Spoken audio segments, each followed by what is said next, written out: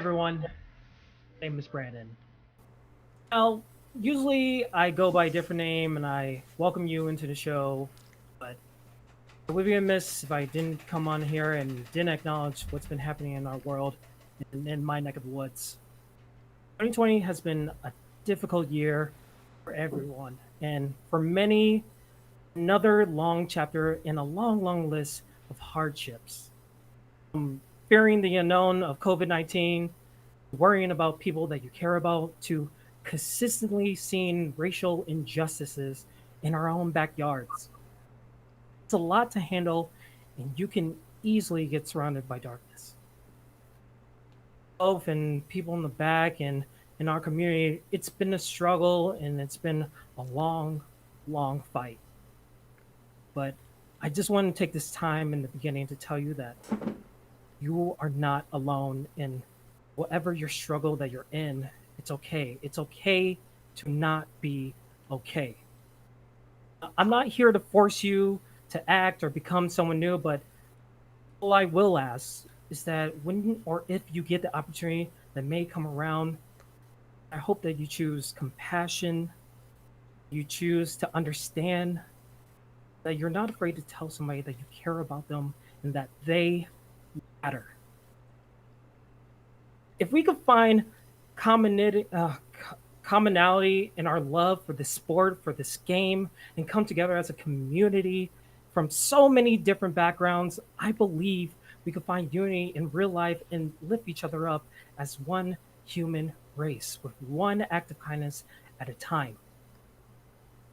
It may not happen tomorrow, it may not happen next week, it may not happen next year, but we have to choose to be better for each and every one of us.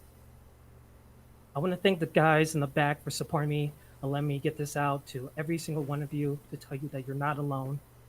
Things will get better with one act of kindness.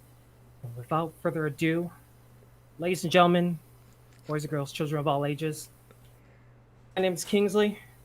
Welcome to the ESFL. We have a great fight card and show for you tonight. I am here with my guys in support, Unknown's Legacy and Romero. How are you guys doing tonight? Hey man, doing great. Happy to be here. You know I got serious when the glasses came off and they came back on. Superman Clark Kent type stuff. Heck yeah, man. That was good. That was awesome. Sure, for sure. Sweet. Thank Well, you, but let's get into the show. Excited, big Xbox card tonight. It's gonna be crazy, but yeah, flipping A. I'm still moved, Kingsley. I'm sorry, bro. I'm moved still. Like that was awesome. Extreme move. I mean, it had to be said, but it's good that we got that message out. But just moving on, even though I don't know how to segue into this fight card, but let's take a look at the fight card because we have our card tonight. I mean, this card looks amazing so far. Yeah, this card is absolutely stacked with solid talent, crazy talent. We're starting off with Dino MMA on up against Cal9. We got T4H Elroy going against CheesyAir. Warlike Uncle 99 versus T4H recognized. Blake Tyler versus HasBoyBees. Double Mac, the boy Mac versus Lexar. Suave Jamie, aka Mad Dog versus Mr. Finnan.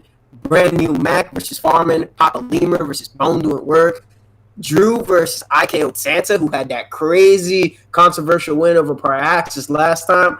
And the boy Hoodie Pry, aka Pryoxis, going up against Trickzyy in the main event for this Xbox Top for ESFL. What do you got about this card? Lexar? I mean, it's as big from top to bottom, man. A lot of known names. You got people here who got losses and they want to get them back, like Dino. Like I never expected Dino to lose 2 fights in a row. Got Pryoxis, first fight he ended up dropping. I know it was a controversial decision, but it sucks to say, but on paper it still happened. Got a lot of people here that want to get fights back and get on the winning track. So excited to really see this card, man. Absolutely, this card is going to be absolutely. The main event is going to be amazing. The co-main is going to be a barn burner. But before we even get to all of that, you said it a little bit in your statement. Dino versus Calvin. These guys are going to put on a show for our first fight. I know it's like on Calvin so far. So Cal, I haven't really watched a lot of him. He's a little bit. I haven't got to watch a lot of him. He seems like he's a little. He's coming off a loss. He's wanting to get a win back. He likes to strike. He likes to mixes the clinch in. But big thing that he says, he takes the fight where he wants it to be. Absolutely. And then Romero, Dino MMA. I mean, he's been a part of some ESFL fights. What can you tell me about him? When it comes to Dino MMA, you know that he wants to get those 2 losses out of his neck of the woods, especially because he was doing so well in that last fight against Ayuel, and they just took one mistake, one overhand, and sent him to the shadow realm. So he's looking back to get up here, showcase his skill, no mistakes, clean as Stylebender would like it to be, and he's looking to emulate that here, but in the women's division. Absolutely. Again, we are live here on Twitch and on YouTube. This is the first fight of our prelims. Dino MMA in the red gloves using Holly Holm, and Calvin Y9 using Chris Cyborg in the blue gloves. So far, so-and-so has to go, and it seems like Dino is trying to be a little bit more aggressive than we usually see Romero. Yeah, definitely a little bit more aggressive. He's still working in with the feints, but if he realizes that he can just blow through his opponent's defense and land all the necessary strikes, especially with Holly Holm having that marathoner perk that has now been fixed, moving in and out, establishing range, it's going to work really good for Dino here. Legacy, what do you say about Calvin over here? I mean, this Chris Cyborg pick to me, I really enjoy, because the thing is that we saw of Dino, especially in his first fight, like, he was winning that fight 100%, but it was the power of Yoel Romero that caught him with that crazy overhand. So it's a thing where Dino has to be careful about the same thing. Chris Cyborg is dangerous the entire time, and they're doing good right now, going back and forth. Calv is eating a little bit, but you know that power aspect of Cyborg, man, is always there. Doesn't matter if you're gassed or not. Always can finish the fight. Absolutely. We see a little bit of over 3 minutes left, and a nice head kick from Dino MMA, but a nice slip by Calvin trying to answer back. So far, it seems like Calvin's being a little bit more aggressive than we see Dino in the first half of this round, and it seems like both guys are taking their patience, trying to mix up the levels, as we see a nice combination from Dino MMA. Romero, it could be anyone's fight. Could definitely be anyone's fight here. The one thing that I just have to say is that Dino's doing a lot of these empty slips, not really trying to time, just kind of hoping that his opponent makes a mistake and he catches them with the slip counter. I recommend sticking to the fundamentals from now until your opponent opens up, and then trying to time those counters, and you'll be able to get your opponent out of there. What do you say, Lexar? I mean, I was actually thinking the exact same thing, Romero, because a lot of times people get timing off of those that head slips when there's nothing there. So if you constantly show that you're slipping left or right, you're going to eat a hook for that if Calv really reads on that. So definitely, for me, slipping for me is a lot more of a reaction instead of anticipating. And let's see if Calv just saw there a that. vicious, and absolutely, and Dino had a vicious combination, and it's doing some damage, mixing high and low with those uppercuts. Woo! But again, Calvin answering back with a head help, and both guys are looking low for the first round. So far, so good for Dino. I mean, that combination that he attacked to the body, as we saw in the new pads, body damage does do more. Romero, this has to be looking good for Dino. Definitely looking good for Dino. He just has to stay consistent. You can do all this work, and like Legacy said, when it comes to the power of Chris Cyborg, we've seen it multiple times before in all of her fights while she was in the UFC and in Strikeforce. Absolutely dangerous. But Dino's managing this as well. She just has to watch that head health, and Holly Holm's recovery, if she gets hurt, is not good. So stay fighting a clean fight, manage distance well, continue to work on the body, and you'll pay off dividends in the later rounds. As for Calvin, I would like to see Calvin be a lot more aggressive with those leg kicks, take away some of the power from Dino's Holly Holm, and then try to shift the fight into a brawl. Yes, that's beautiful right there. I was going to say that, you know, if you're using Chris Cyborg, as we all know, pressure in this game is ridiculous. It's really hard to counter. So if you're gonna go someone with Chris Cyborg, who has the power advantage, who can bully people, go for it, because he is catching Dino. But it seems like when he's trying to sit here and have this technical battle, that's when he's getting caught the most. Absolutely. We are in the second round of our first fight of the prelims, live here on ESFL. Again, Dino in the red. Holly Holm as he gets an uppercut. Vicious uppercut to get the knockdown. Can he capitalize? As he tries to go for a question mark kick, but didn't really land. And Calvin needs to enter back, tries to go for a front kick. Nothing really doing. And it seems like Dino is on a roll on Noah's Legacy. So far, so good. Oh, for sure, man. That was big for Dino because now he's going to get the confidence even more. So you see Calvin probably acting a little more tentative, which... Oh! Big head kick! Another rock! Oh! Dino just... Huge kick. Oh! Dino's going on. Now fighting. Oh, tries to mix up.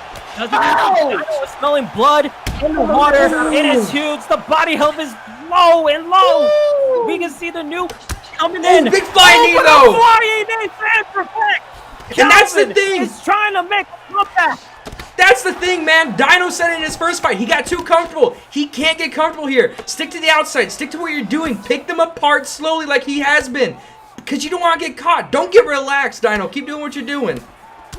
All right, so right there, after that a crazy exchange of flurries, what Dino is doing on top of counter-striking, you're not limited just to using head movement and counter-strike. He planted a combination to get that sequence going to fire up that uppercut because he timed Calvin coming in. Now, all those combinations, they looked really good, but one error that I'm noticing is that body kick and punching range. If he eats 2 hooks from Calvin, it doesn't matter. All that beautiful work that he did right there, good damage, good body work, doing a phenomenal job. Oh, another rock happened. Dino is smelling blood in the water. The ground and pound is happening. Will this be it? I think he's going to get out. He's going to get out. Oh! Just barely with low stamina. And Dino suggests to go back up to the stand-up. He's been having success. But Calvin, he's still a dangerous competitor. In the second, we're still in the second round. This has been nonsense. Oh, and Dino, getting up like a go. Oh! Oh! Oh my goodness! Dino MMA finally gets a victory in the win column with a vicious switch up to the head kick as he puts Calvin down into the octagon. What a crazy KO. Look at this replay again, Legacy. My goodness, man. That was just beautiful. That's things Wow. That's things that I've been wanting to see from Dino. You know, UFC 3, he was the king of feints. That's what he did. So seeing him come in here, able to use the feints very well to get a finish, man, this is Dino. This is what I've been wanting to see out of Dino. Finish the fight the way you started the fight. Golly, he didn't take any risk. He did what he was supposed to do. He didn't cocky. He went out there, man, and he finished that fight. That was just beautiful, man. Absolutely He stunning. did a phenomenal job. He set that up with the lead body kick feint to get that head kick. He was really good throughout the fight. Want that lead body kick feint and cause opponent to, he's thinking he's going low, so he brings the hands low, and then the head opens up. Work the body, and the head will follow. And just a phenomenal job from Dino. You saw he got hit with that flying knee there. He got kept a little bit honest, and he's like, all right, let me chill out. But then once the damage was already done there, Kyle should have started clinching. Maybe try to throw in some of that jiu-jitsu in there from Cyber. But by then, the damage had been done. And Dino finally gets that ESFL victory that he's been wanting to get under the lights. Good job, Dino. Great, sensational performance to start off this card. Oh, yeah.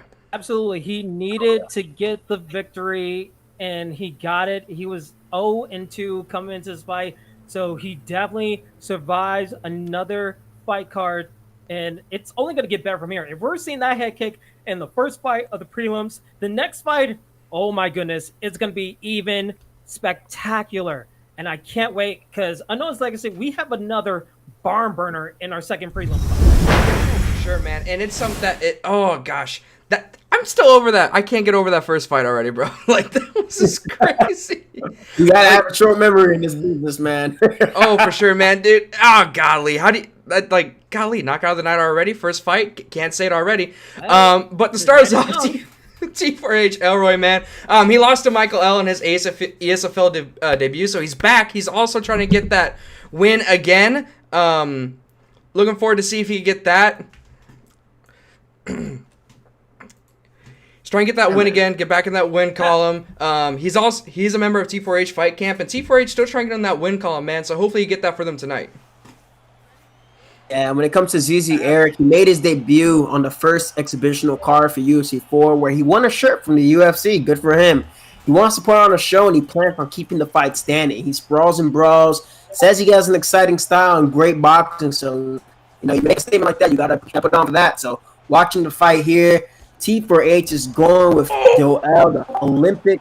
Oh my God, beautiful, right there, solid counter as you see that timed a major lunge against the clinch attempt and punished him hard. Oh, that's a great start. Goodness.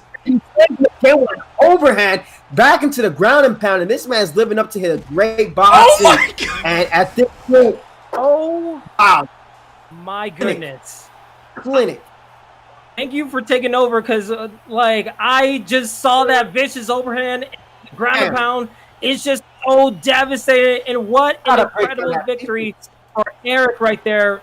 Just I gotta break down that one sequence. round and just instantly just knocked him out. What a great contest.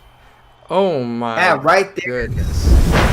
Jab lands first, the lead uppercut. He's at the proper range for his jab.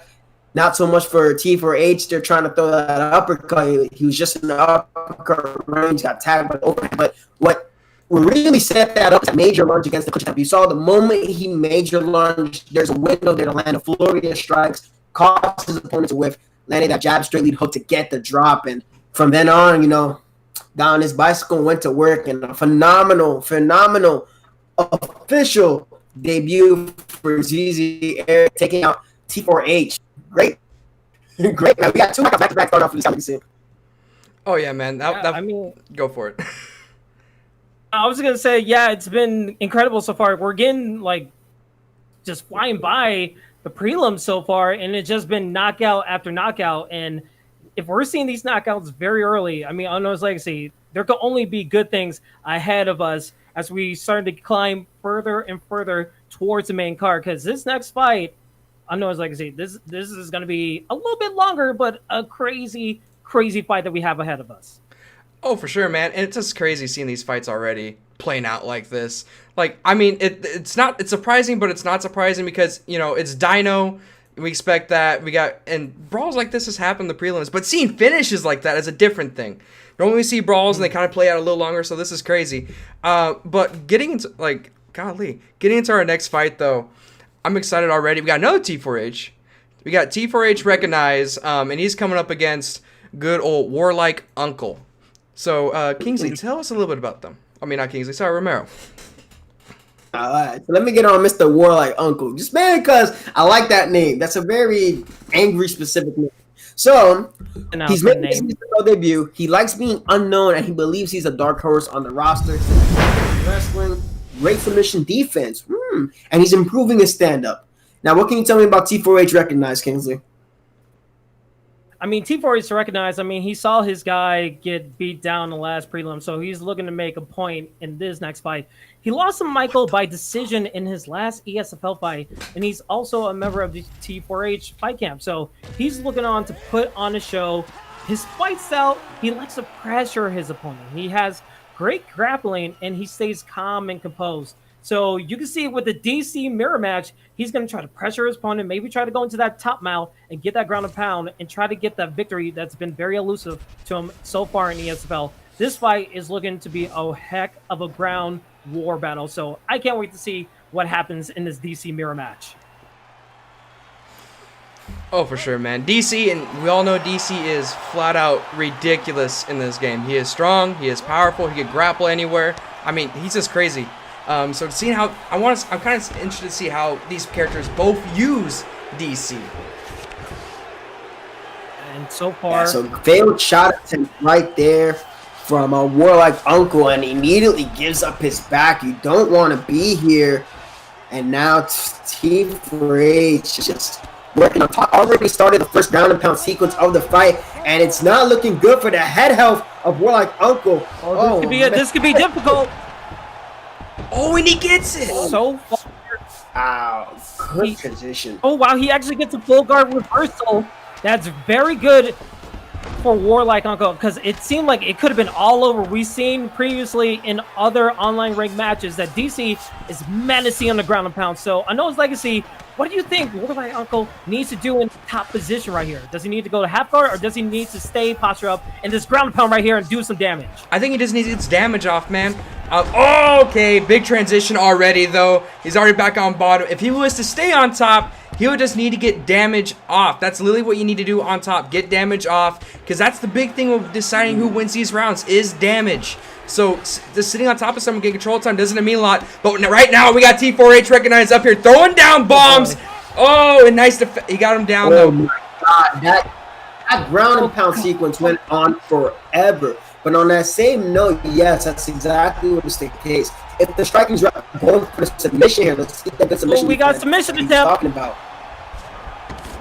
Ooh wee. And this could be huge. We've seen situations before. It's been a little bit patched in the previous patch that you won't lose that much stamina, but this could be trouble. I mean, it's a neck and neck submission fight. Romero, if you're in a submission attempt like this, what is the key to stay composed and confident that you can get out of the submission? Stay composed. Make sure that you don't have a predictable pattern, because the longer that you're away from your opponent's bar, the easier it will be for you to escape. Good escape by Mr. Warlike. Uncle mentioned tonight a crucifix position from T4H, and you know, when it comes to the ground and pound, if you get 3 rocks on the ground, you can almost guarantee yourself a 10-8 round next to control. And it seems that Warlike Uncle here, he's on completely for the defensive, and another rear naked choke attempt from T4H recognizes he has to keep doing what he's doing before with his defense. We're going to see if T4H recognizes the name of the pick on the patterns. It seems to me that Warlike Uncle is doing a really good job of staying here, like you said. Oh yeah, man. Warlike is doing a really good job staying out of bad positions when it comes to submission. He does get on top here. I would have liked to see T4H recognize go for a little more damage with the ground and pound. I mean, it's really hard to submit DC, but right again, T4H recognizes right back on top.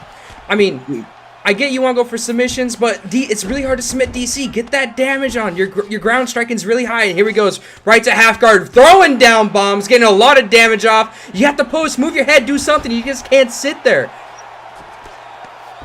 Sometimes I feel like the new ground and pound, as we're back in it again, this could be damaging. T4 is recognized, getting closer and closer to the victory, but just barely doesn't get it. It seems like the new ground and pound has become the new crucifix position like we've seen in UFC 3. It's just so hard to defend when you're in that position that it kind of gets tricky. But we see T4H going for another submission attempt, and Romero, you have to think that he's scoring a lot in a judge's eyes in this first round. Yeah, he's definitely scoring. This is definitely a borderline, a 10-8 grappling round for sure. It's definitely been a clinic.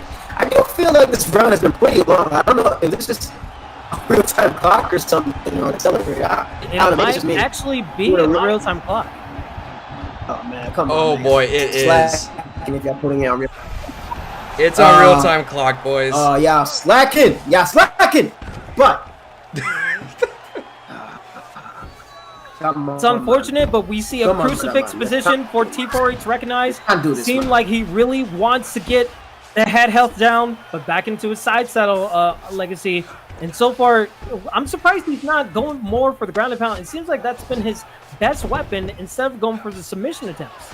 I mean, yeah, I'm a little confused as well, man, because, yeah, don't get me wrong, the control time's good, getting submissions are good, but literally, dude, I hate to say it, because if Warlike Uncle gets up or gets on top and gets a lot of damage off, the round to the judge is going to look exactly the same, even with all that control time.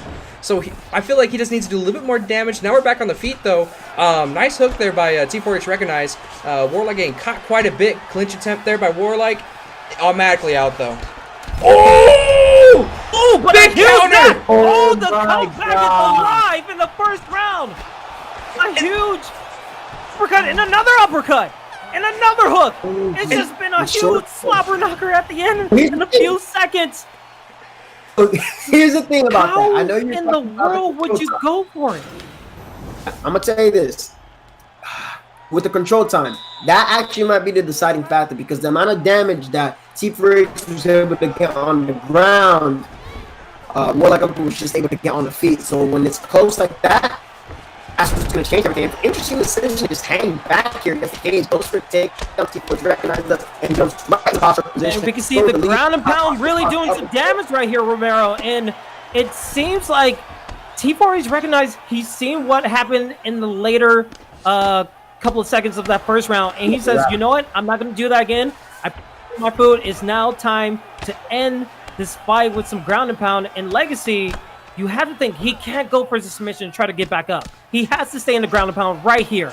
Oh, for sure, man. Just that, it's right there. I was about to say, Warlike needs to move his head, post, or do something. Beautiful. Right into an arm triangle. He does have low stamina. Okay, let's see who's going to be fixing this. He is doing a decent job tracking. It does look like that T4H recognizes is going to get out here. But right now, man, this is the deciding factor. Deny transition. Get the ground and pound. Get that damage back. Because I was going to say that Warlike needs to do a lot better job when it comes to denying transitions. T4H recognizes getting a lot of slow transitions off without any problems. And now we see the ground and pound from Warlike Uncle, but the nice defense by T4H Recognize. Recognize has been doing good defensively, but it just seems like he's going a little away from the game plan of just going the ground and pound. And we can see back into the half guard for Warlike Uncle and Romero. You have to think, Warlike Uncle, he needs to ground and pound. He needs to do some damage to at least make the third round. If we even go to a third round, equal going into the final round, making it 1-1. And you can see the ground and pound right here has been so good so far. Yeah, the defense, though, is definitely different between, aside from that really good sweep from Warlike Uncle, T4H Recognize has been able to frame against the hooks, slip against a few of the strikes, and lessen the damage. Now, one thing I like to see here from Warlike Uncle, continue to mix up your strikes and force your opponent to get worried about entering the pocket, good fade the takedown there, get your opponent thinking. And it seems to me on the feet, they're almost relatively similar, kind of cycle those combinations, but a good clinch attempt from T4H Recognize, tries to clinch again. Major lunge to avoid the clinch attempt. We've seen that in 2 fights in a row now, but T4H, as the veteran he is, manages to stop that turn. And we see the half guard position for the ground and pound right here for Recognize. He's getting some nice swing hooks on him. And again, so close, Legacy. Again, that ground pound risking the stand up to just get that sweep and get the takedown points. And it seems like he's going for the kill right here, Legacy. Oh, for sure, man. I'm just confused. Warlike needs to do something. I get there is a thing called the ground and pound glitch right now. That is a thing. But that was none of that right there. Oh, we got him seeking a backpack. No, don't slam. Oh, no, don't slam. The stamina difference right now is going to be insane. He's going to go for the choke. Doing a really good job tracking him already early on. Oh, my God. This could be all she wrote. You hear the music. Titanic may be sinking. It's getting closer and closer, but it still could be anyone's race. The submission is locked in, but the escape looking like he might be able to get out of it. Even though with the low stamina, you have to think, Romero, that Warlike Uncle is still going to be in trouble if he's even able to get out of it. But it might be he might get it! He's going to get it! Does he get a submission? Yes, he does! Oh, Recognize. Gets the rare victory against Warlike Uncle to finally get a victory. Huge maneuvers, Romero. Yeah, the one difference between T4H Recognize and Warlike Uncle is just the ability to deny transitions. You see that when T4H was on top, when Mr. Recognize was on top, you can say he recognized the transitions and he was able to stop Warlike Uncle from getting a few of them. Now, some of the posture ups he was unable to stop, but anytime he was off his back, he was extremely active to get the sweep to end up on top and get his own ground and pound off. And that was the difference maker. There was a little bit of skill gap there when it came to the 9 transitions, and that's what Uncle has to get off on the feet. He had his moments, but his combo selection, he could have finished a fight in the first round if he just had a little bit different output there when he had his opponent hurt in the final seconds. But nonetheless, the end result is here. Goes night-night with the tap, and T4H manages to avenge his teammate. And now T4H goes 1-1 on this card, so good submission. So we got KO, and a sub to start off this ESFL main event, ESFL card this Sunday, like you said. Oh, for sure, man. It's crazy. No decisions yet. All finishes. Like, that's insane. It was just crazy because, like you said, Romero, the defense was so different.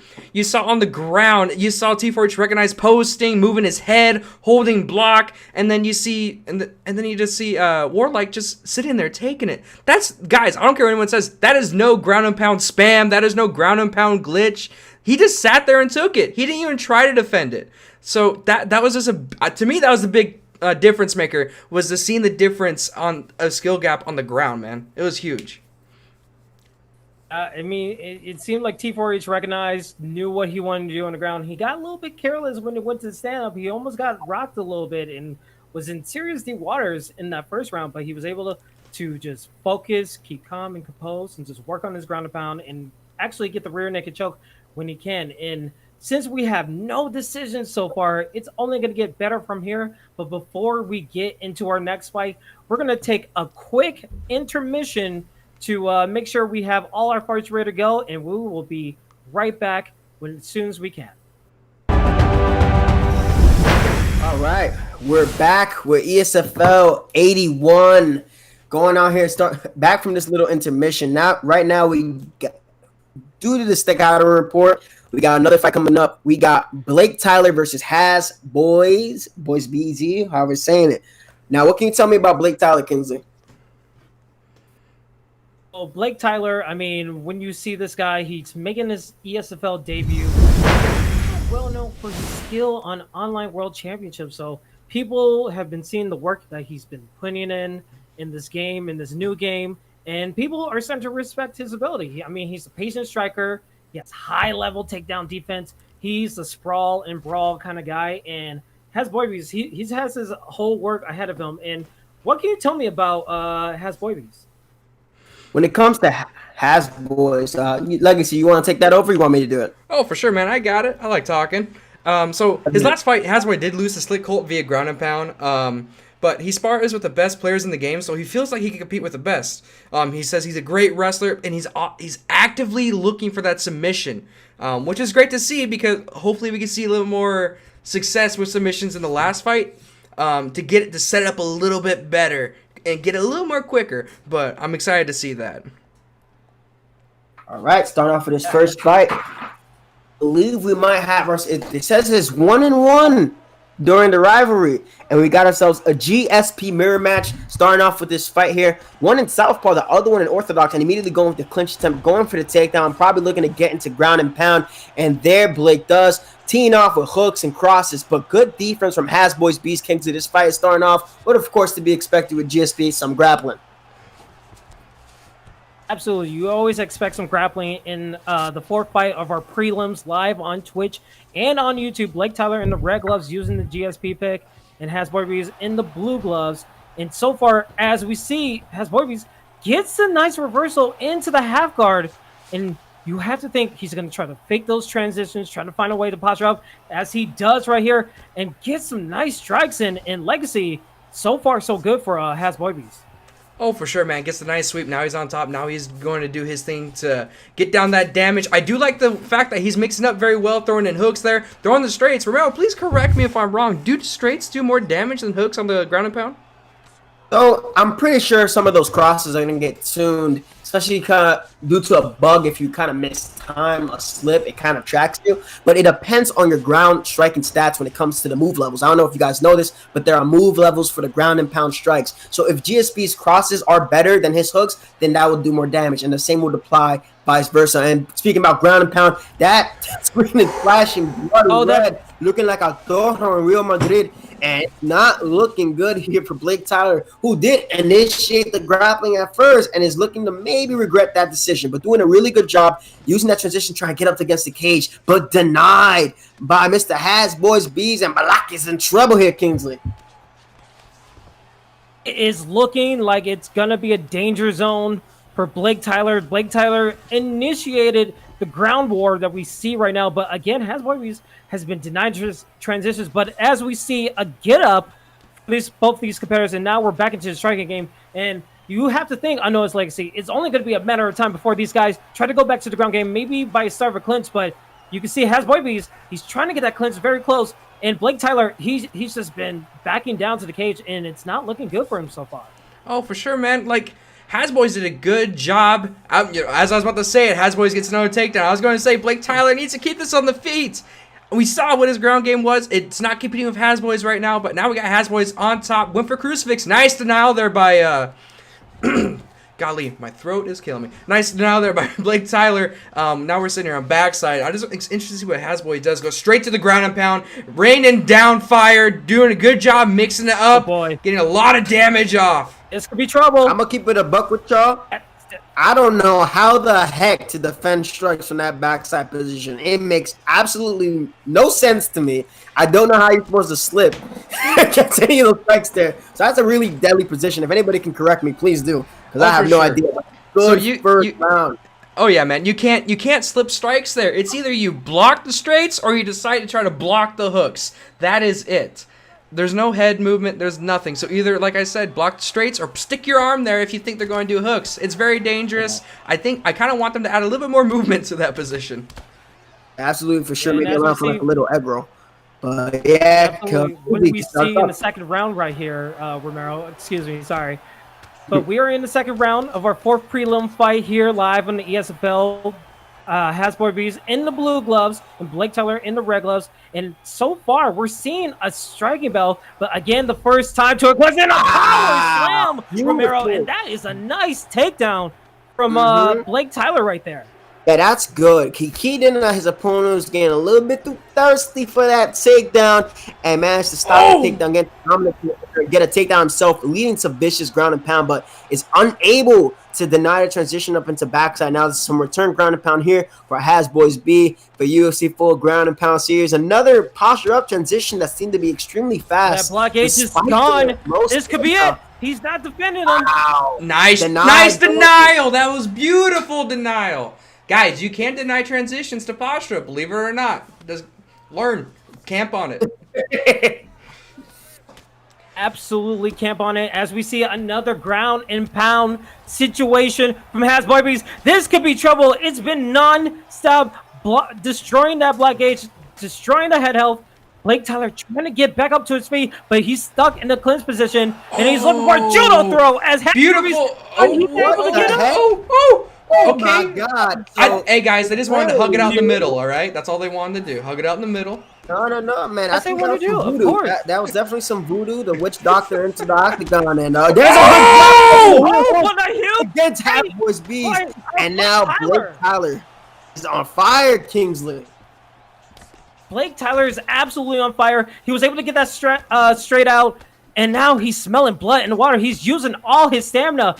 HasBoyBees going to the clinch. Feel like that's his rhythm move. But again, Blake Tyler, he's getting in rhythm. He's finding strikes. He almost got the hook in, but doesn't have the right. But the combinations are coming out swift and fast on those Legacy. This could be a matter of time before we see another knockdown.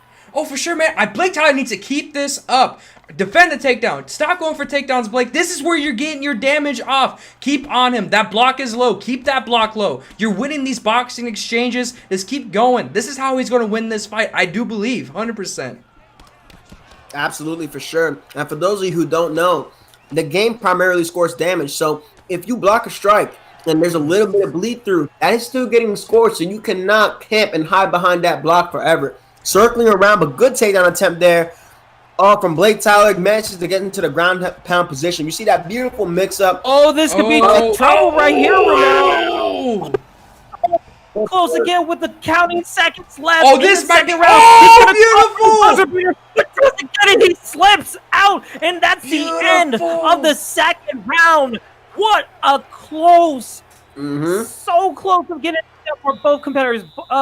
Romero, how do you feel about that second round? What can we do in this third round to be favorable in the judges' scorecards right now? Well, obviously Blake won that that second round right there, no doubt about it. HasBoyBees, despite getting out grappled for the most part, still trying to grapple, and his head up is not looking good. He has to put on more pressure. He has to set things up because right now what you see, Blake has no reason to be afraid of HasBoyBees. He's not the huge rock there. Huge rock by Blake Tyler. And a good combination there. The block holds up when he goes into that hook and he shoots another takedown. Goes for a turning takedown. And to deny that animation is going up on the screen, you have to go up on the left stick. Good decision. But and not doing anything will not get you anywhere. Because as I see right now, Blake Tyler's ahead in this round here, Legacy. Oh, for sure, man. But right now, HasBoyBees is laying down the damage. Oh, my gosh. If I'm Blake Tyler, sit on that denial. Dude, you know what he's going to try to do. Sit on it. Just wait for it. Because literally, bottom GA is so easy to work. Like, he's doing right there. He did get the denial off on the fake. But deny the posture up. He's going to go for it. You know it. Camp it.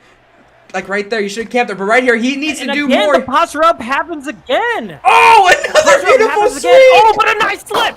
That could be a momentum shifter as we're getting closer and closer to the end of this fight. As we see a timeout by Blake Tyler. Blake Tyler gets put into the half guard. But again, the denial to the posture up. HasBoyBees needs to figure out a way to get out of it, but he does it as he gets denied. And that stamina is so low for both competitors. Romero, this is mom spaghetti time, and you have to think someone has to go out there and try to get a finish right here. Yeah, absolutely. Good pass into top mount for Blake Tyler. Denies that transition.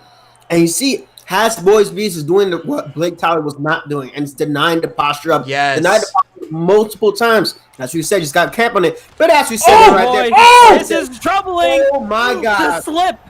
Beautiful head movement. That slip might have saved him everything, Legacy. That was so close. If he didn't get that slip, one more strike, and that could have been all she wrote. I think that was twice in a row that we saw there at the beginning, at the end of the second round. Oh, here we go again. Okay, stop throwing Might be straights. He's rapid. looking for the Wow. straights, man. All right, so there. 1 minute remaining for both of these guys. This is what you want to do. If you're in the back of your corner, you need to go for the home run hit right now. And you can see both guys trying to go for Oh! Oh! The big drop! Tyler, smelling the blind corner. 30 seconds left. 30 seconds left. He gets a slip. But he's able. Oh, that was so close. Blake Tyler feeling good about the knockdown, Romero.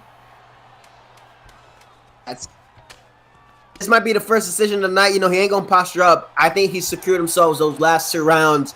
And as you saw right there, what happened there to get that reversal, timed the frame against the hook. And by having a stamina advantage, allowed him to get up. But not to his benefit at all. You see, Blake just was on point on the feet. He got him when it came to the frame traps. He got him when it came to outworking his opponent, landing all the necessary damage. You know, if you want to go and clinch, take down somebody, that's fine. But if you're not setting it up, you're going to eat damage. You're going to get teed up on your face. And there's only so much that chin can hold up. And that is a great, great win from Blake, as I believe it would be. I'll notice Legacy. I mean, to me, that has to be Blake. Definitely the round 2 and 3. He definitely got the most damage off. And if this game keeps on repeating history, more damage is going to win you rounds. Let's hear it. A unanimous decision going to Which one? There we go. That George. Okay, it's going to Blake. Blake Tyler. Blake Tyler gets the victory. It's an impressive game. He had the rocks. He had the ground and pound. It was looking a little bit dicey for him against HasBoyBees.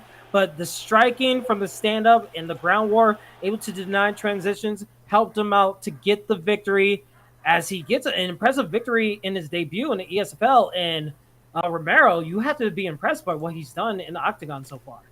Yeah, definitely impressed by the frames, by slipping the head movement, the denials of the top mount transition, the posture ups, excuse me. But what you have to see right there is that you can't, against anybody that can visually see what's going on in front of them in the game, you just can't walk up on somebody and expect to just get a clinch for free. You're going to eat damage on the way in. And maybe in that first round, he wasn't able to intercept accordingly. But in the second and third round, you saw he started firing off that rear hook, and eventually got the drop twice in this fight and secured himself a decision on the big stage here in ESFL. Oh man, that was just a good performance, a good adjustment from round 1. Where round 1 to me wasn't that close. Comes back, gets damage off of round 2, get the rock and a drop, I believe. Then round 3 just comes in and kind of took over quite a bit. I thought he could have finished the fight in round 2. Thought he could have finished it again in round 3 with the ground and pound. Throwing a lot of straights, guys. You have to mix up your ground and pound. Mix it up a little bit. If you do too many of the same things, that's going to happen over and over again. But that was a beautiful adjustment. Came back from being beaten pretty much to come back and win the next 2 rounds again. The nice decision there, man. Good adjustments and love it. Absolutely. It was very good adjustments. That's what the ESFL is all about. Can you adapt to your opponent's ability and change your game plan to get the victory and scratch it out with a close-knit victory? But speaking of close-knit battles and victories, our next fight of the prelims, our last fight of the prelims, live here on ESFL, live on Twitch and on YouTube, we have an incredible matchup matchup right here. It's going to be Double Matt versus Lexar and Romero. Tell me about our boy Double Matt right over here. I'm gonna tell you something about that boy Double Matt. Alright, he's part of this camp called GG MMA. So when he beats you, it's GG no re. Alright, that's the part of the fight camp. We get one little sparring session and that's a wrap. He's a seasoned veteran with fights in the ESFL against almost every elite player, so he knows his way around the little online octagon. He's been called the master of the Zabit trip. That's a very innovative statement there, but I'm gonna stand by. Now, what can you tell me about Lexar Legacy? Hey man, Lexar, he was ranked as high as number 4 in the ESFL during UFC 3, but he lost to Jimmy Bucks by submission in his last ESFL fight. Man, he says he's a versatile striker. He's a great kickboxing. He has great kickboxing and Muay Thai, and he says he has an underrated ground game. I would say that I fought him in the season, the very first ESFL card that we came back to with UFC 4. He does have a pretty dang good ground game, so I'm excited to see what he's able to do here. It's going to be really exciting what both of these guys do. I mean, we see that the fighter selections are going to be in lightweight. If we see Double Matt go for a Tony Ferguson pick, Romero, and a Justin Gaethje pick for Lexar. How do you feel about these fighter selections right here, Romero? All right, so Ferguson, everybody knows he has Marathoner, which has now been a fixed perk, so ain't no worries about that pick now. It's unbanned. Ferguson, what he lacks in power, he has in volume. He has really good move levels all around. He's very versatile with his kicks. Really, he just kind of touches his way in when it comes to his team kicks, when it comes to his leg kicks and everything else. When it comes to Justin Gaethje, though, Gaethje might be the perfect antithesis when it comes to fighting against Tony Ferguson. Level 5 lead hook. Just overall has improved his boxing in real life, and they improved his stats in the game exponentially in comparison to how he was in UFC 3. So this is a really good pick. It can go either way, either the submissions of Tony Ferguson causing him to weather the storm, or Gaethje can go and top the legs here. Ow. And hopefully we apologize for the other commentary that you're hearing in the game. Hopefully when they have time in between rounds that they could turn off their other side commentary so we could talk in front of the fight. But again, Lexar in the blue gloves using Justin Gaethje, being taken down by Double Matt in the red gloves using Tony Ferguson. And Double Matt looking so good so far, but gets reversed into a full guard position by Lexar. And I know his legacy, you have to feel good about this Justin Gaethje pick in the ground. But a submission attempt right here out of the gate, and this could be trouble, Legacy. Yeah, Lexar's doing a good job keeping that bar nice and small. It does seem like Double Matt's having a little bit of a hard time tracking him. He's just kind of staying in the middle. Lexar's getting away pretty easily. But that's the thing with Ferguson. You don't want to be stuck in his full guard, man. You just want to be up and on the feet or not in his full guard. Tony Ferguson's dangerous everywhere. Right there with his opportunity to get up, get right to full guard and stand right up. Beautiful. And this is the thing I love about the Justin Gaethje pick. I know you guys will probably agree with me. UFC 4, guys, you feel the power of a power striker. You feel it. Going against a Dustin Poirier. Oh, just right there. 2 strikes. That's all it took. You feel the power when you use these guys. Oh, my God. You absolutely feel the power in Romero. That has to feel good for the flying knee. And a huge mistake punished by Lexar. Double Matt going for the gusto. And Romero, you have to think, that was insanity right there. That's insanity, man. That cross and lead hook for Gaethje is one of his highest level moves. And the mistake that Double Matt's making here, he just keeps entering the pocket with no setup. And the thing is, against the right person, if you plant and you're ready to meet them in the middle when they're trying to feint their way in the pocket and you meet them with hard shots, you're going to be able to intercept them accordingly. And that's what he was able to do there. Managed to get 2 drops there. Tries to go for the little flying knee action. Wasn't having any of it. And Double Matt now, he's behind the damage quota when it comes here in this first round against Lexar. And Lexar staying composed and putting in work with Gaethje. We apologize for the connection issues that we're having with this fight so far. It seems like we might be back. All refreshed to be back, but it seems like a little bit of connection issues as we are getting closer and closer to the end of the first round. Hopefully we can figure out what's happening. Legacy, do you see any of the fight? Oh, we see a knockdown, partially, but we don't know. Now we saw the partial knockdown and the finish. Nope, not the finish. Oh, it looked like a finish. No finishes yet. Nope. It seems like we're back. Lexar is in good numbers, but Double Matt with a submission attempt right here. sick maneuver, but it doesn't seem like he's able to get the submission. As we again apologize with the connection issues that we're having with this fight so far. Hey, yo, Hopefully this we screen, this screen looked like when a little kid get mad at the TV and throws a toy at it, man. This screen is fine out, bro. This is just unfortunate because guys, I recommend we do a quick refresh in between rounds. Yeah, let's. We could do a quick refresh to make sure we're all ready to go. So we will do that. Oh, I got to add. I hate ads. I'm a terrible producer. No, you're not, bro. That was brought to you by. I don't know what the ad is because I can't. Jack see in the it, Box. Hey, welcome to ESFL.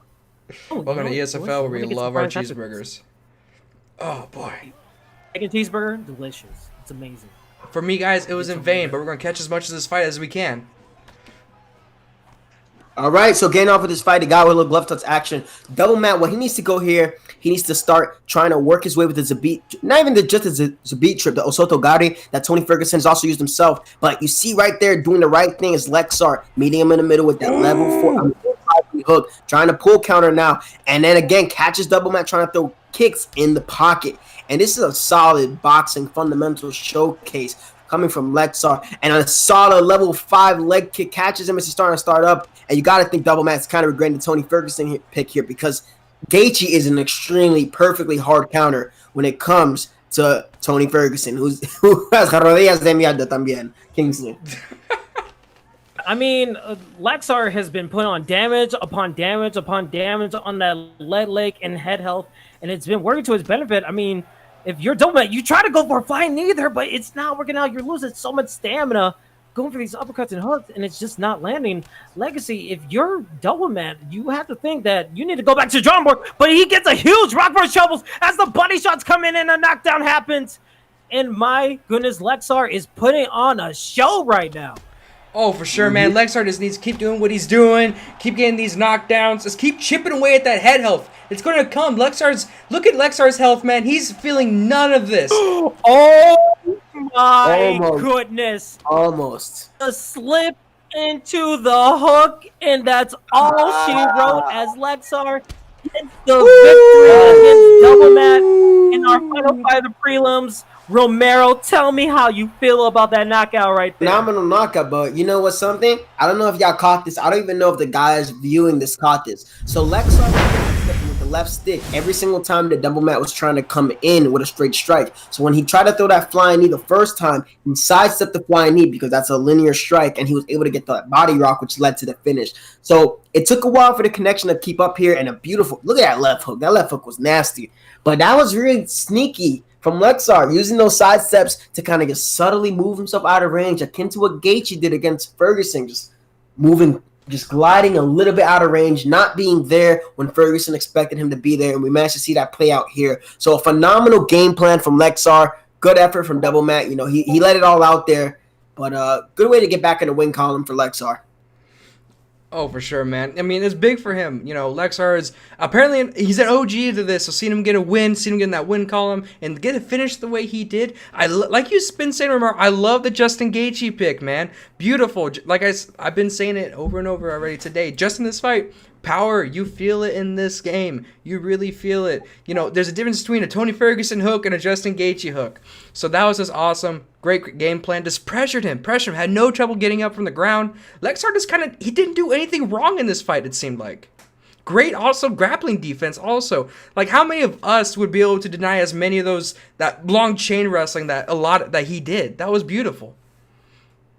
Absolutely. I mean, it was beautiful. I mean, if I get chain wrestled down, I mean, usually I'm the one who's just getting ground and pound in like less than 5 seconds because my denials and transitions is trash. But the fact that Lexar was able to do that and get the victory in the fashion that he did against Double Matt, I mean, it's only going to show that he wants to get bigger and better fights going on further on in the Xbox season of the ESFL. So we'll see how he does in his next fight, but I have big things. Hopefully, the matchmakers have big things awaiting for him in his next fight. But before we even get to our main card, let's take a look back at our fight card for a second. We're officially done with the prelims, and Romero, I have to say, like, what fight in the prelims caught your eye the most? What caught my eye the most? Dino. The knockout was great, right? The knockout was extremely good. One of the stellar things. But he was doing that in his last fight, and he made a mistake. So it's not like it was anything new. What I like the most from the second knockout that we got in the card, that one really got my attention when it came to CheesyAir because he successfully lunged against the clinch attempt. T4H Elroy thought it was sweet. He was going to walk up to him and try to clinch him to initiate the grappling. And CheesyAir had a game plan, successfully major runs out of the way. And the sequence leading up to it, he smelled the blood in the water. He saw that his health was low, and he just went for it. He did not wait. There was no feeling out process. He was ready, and I like that a lot, Don't let your opponent settle into the fight. Don't be scared of something that has not happened. Don't be scared of your opponent's grappling if they haven't even gotten close to grappling you. Let it all out there and perform. And I like that performance from CheesyAir. Oh, yeah. Absolutely. It was a quick finish, but I have to say the first fight, Dino versus Calvin, that was a fun fight. And that actually got me hyped from the jump. I love that people were going for crazy shots. And the fact that Dino was like able to feint some of his kicks into the head kick. I mean, I was like taking notes. I was like, yo, let me try to practice that in the lab because that looked so sick when he did it, and when that like connect and you have in your opponent's head, that looked so sick. So it's definitely something to take notes on, and I'm very impressed with that KO. I know it's like, see, is there any other prelim fight that that caught your eye so far? For me, dude, it was Blake Tyler versus HasBoyBees. I'm a big fan of the Comeback King story. I love that. The fact that he made the adjustments that we already talked about, that shows that he's able to get better in this game and move up the card. That shows that he might progress to be able to compete with the best of the ESFL. He did a great job. He didn't stick to one game plan. It seemed like he had a plan A to his B and B to his C. It was beautiful, good adjustments, and that's what you need, especially in this game. He did a great job. Absolutely. And speaking of, it seems like we are finally now ready to get into our main card matchup. I mean, look at all these main card matchups, and they look so sick as we have our next fight coming up. Brand New Mac versus Barman. And Romero, tell me a little bit about Brand New Mac right here. Man, you gonna give me two of my boys in a row to start off first. All right, let me tell you some shit about the boy, Brand New Mac No Cheese. He is a part of the fellow, Game Changer EA program. I don't know if you know anything about that. 1-1, but he considered to be one of the elite players in the game. I definitely abide by that statement. He's extremely high quality player. He knows his way around the submissions, and his spinning wheel kick KO last week might have been KO of the year. If you haven't seen that, hey yo. Edson Barboza, if he was sitting in the room right there and he watched that knockout happen, he would have shed a nice tear about what he did to Terry Edom because it was nasty. So what can you tell me about Farman?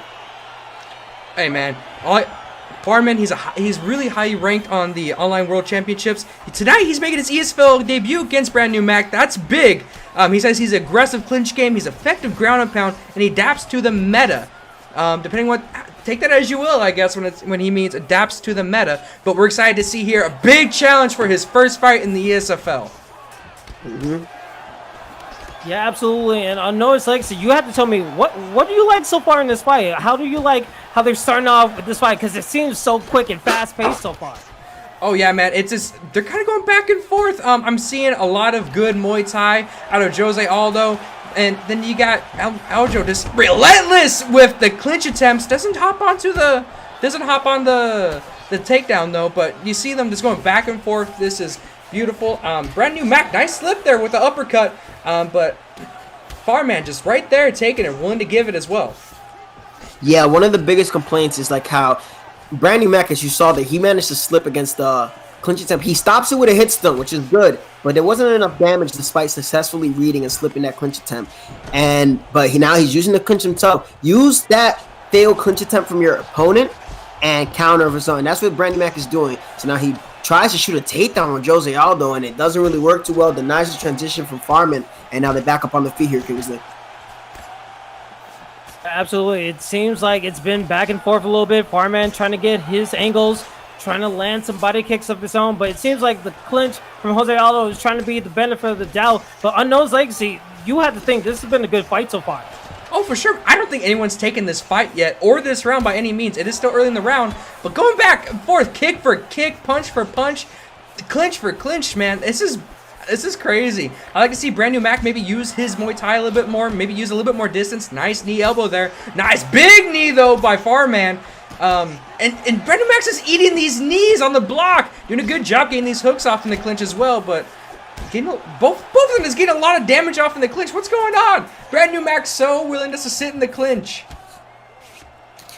So he wants to get that head health knockdown, but he's taking a risk there because if you're trying to attack the head, it opens up the knees to the head. So I guess he figures that he's comfortable with eating the body shots. Although you can go for a body uppercut after your opponent is throwing those body knees to get a body health event yourself. And Farman, you know, if you saw in that track rivalry, it was 4-0 Mac against Farman.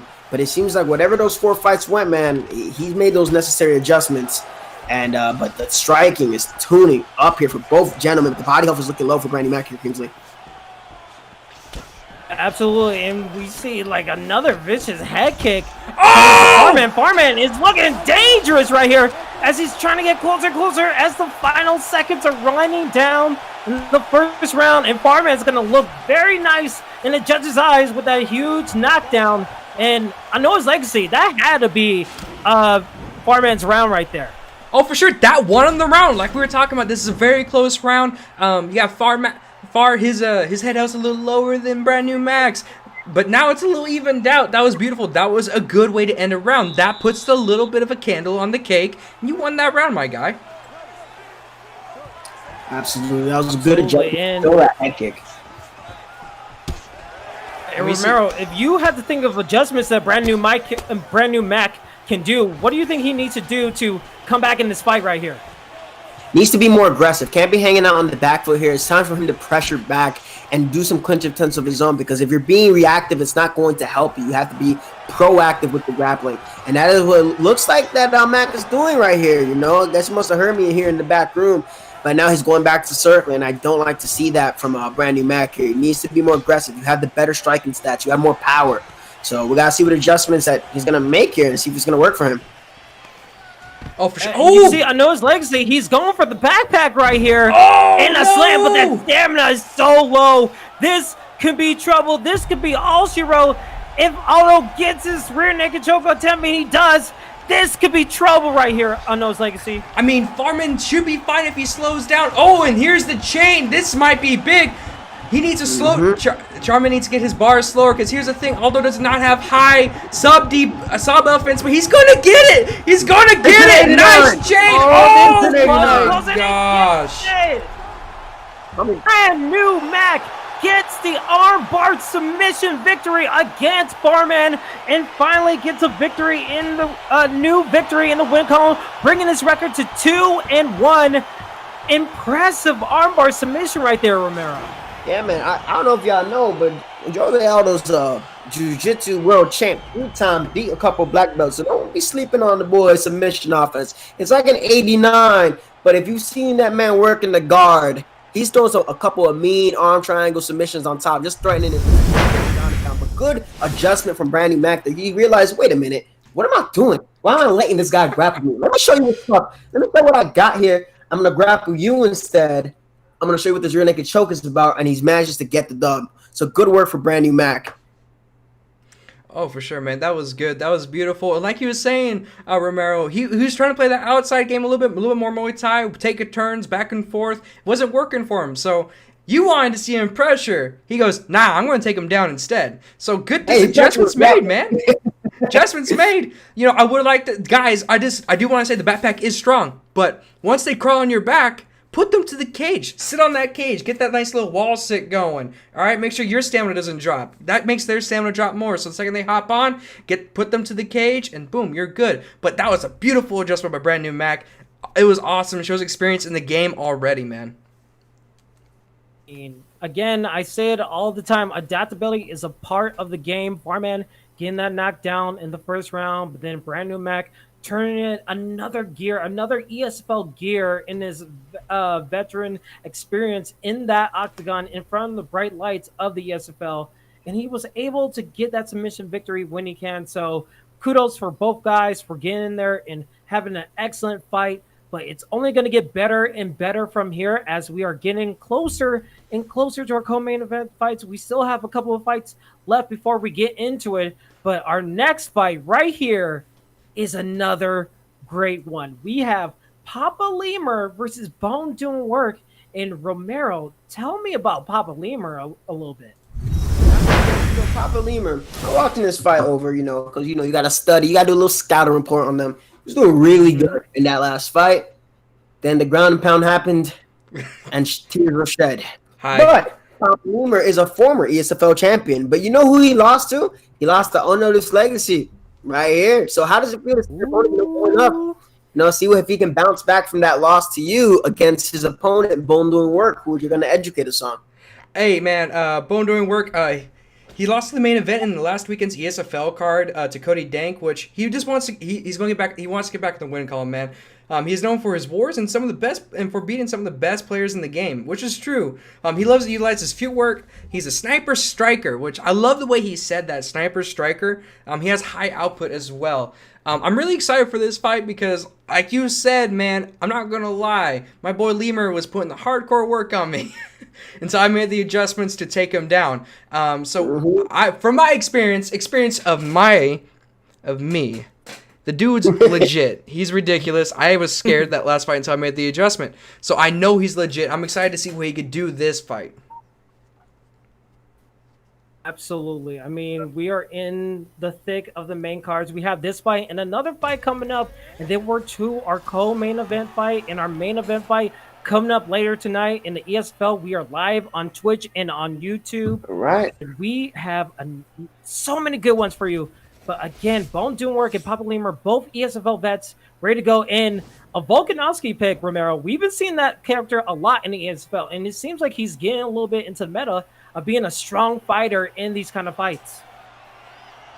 Yeah, when it comes to Volkanovski, if you want to beat him, you have to stifle him from what he's good at.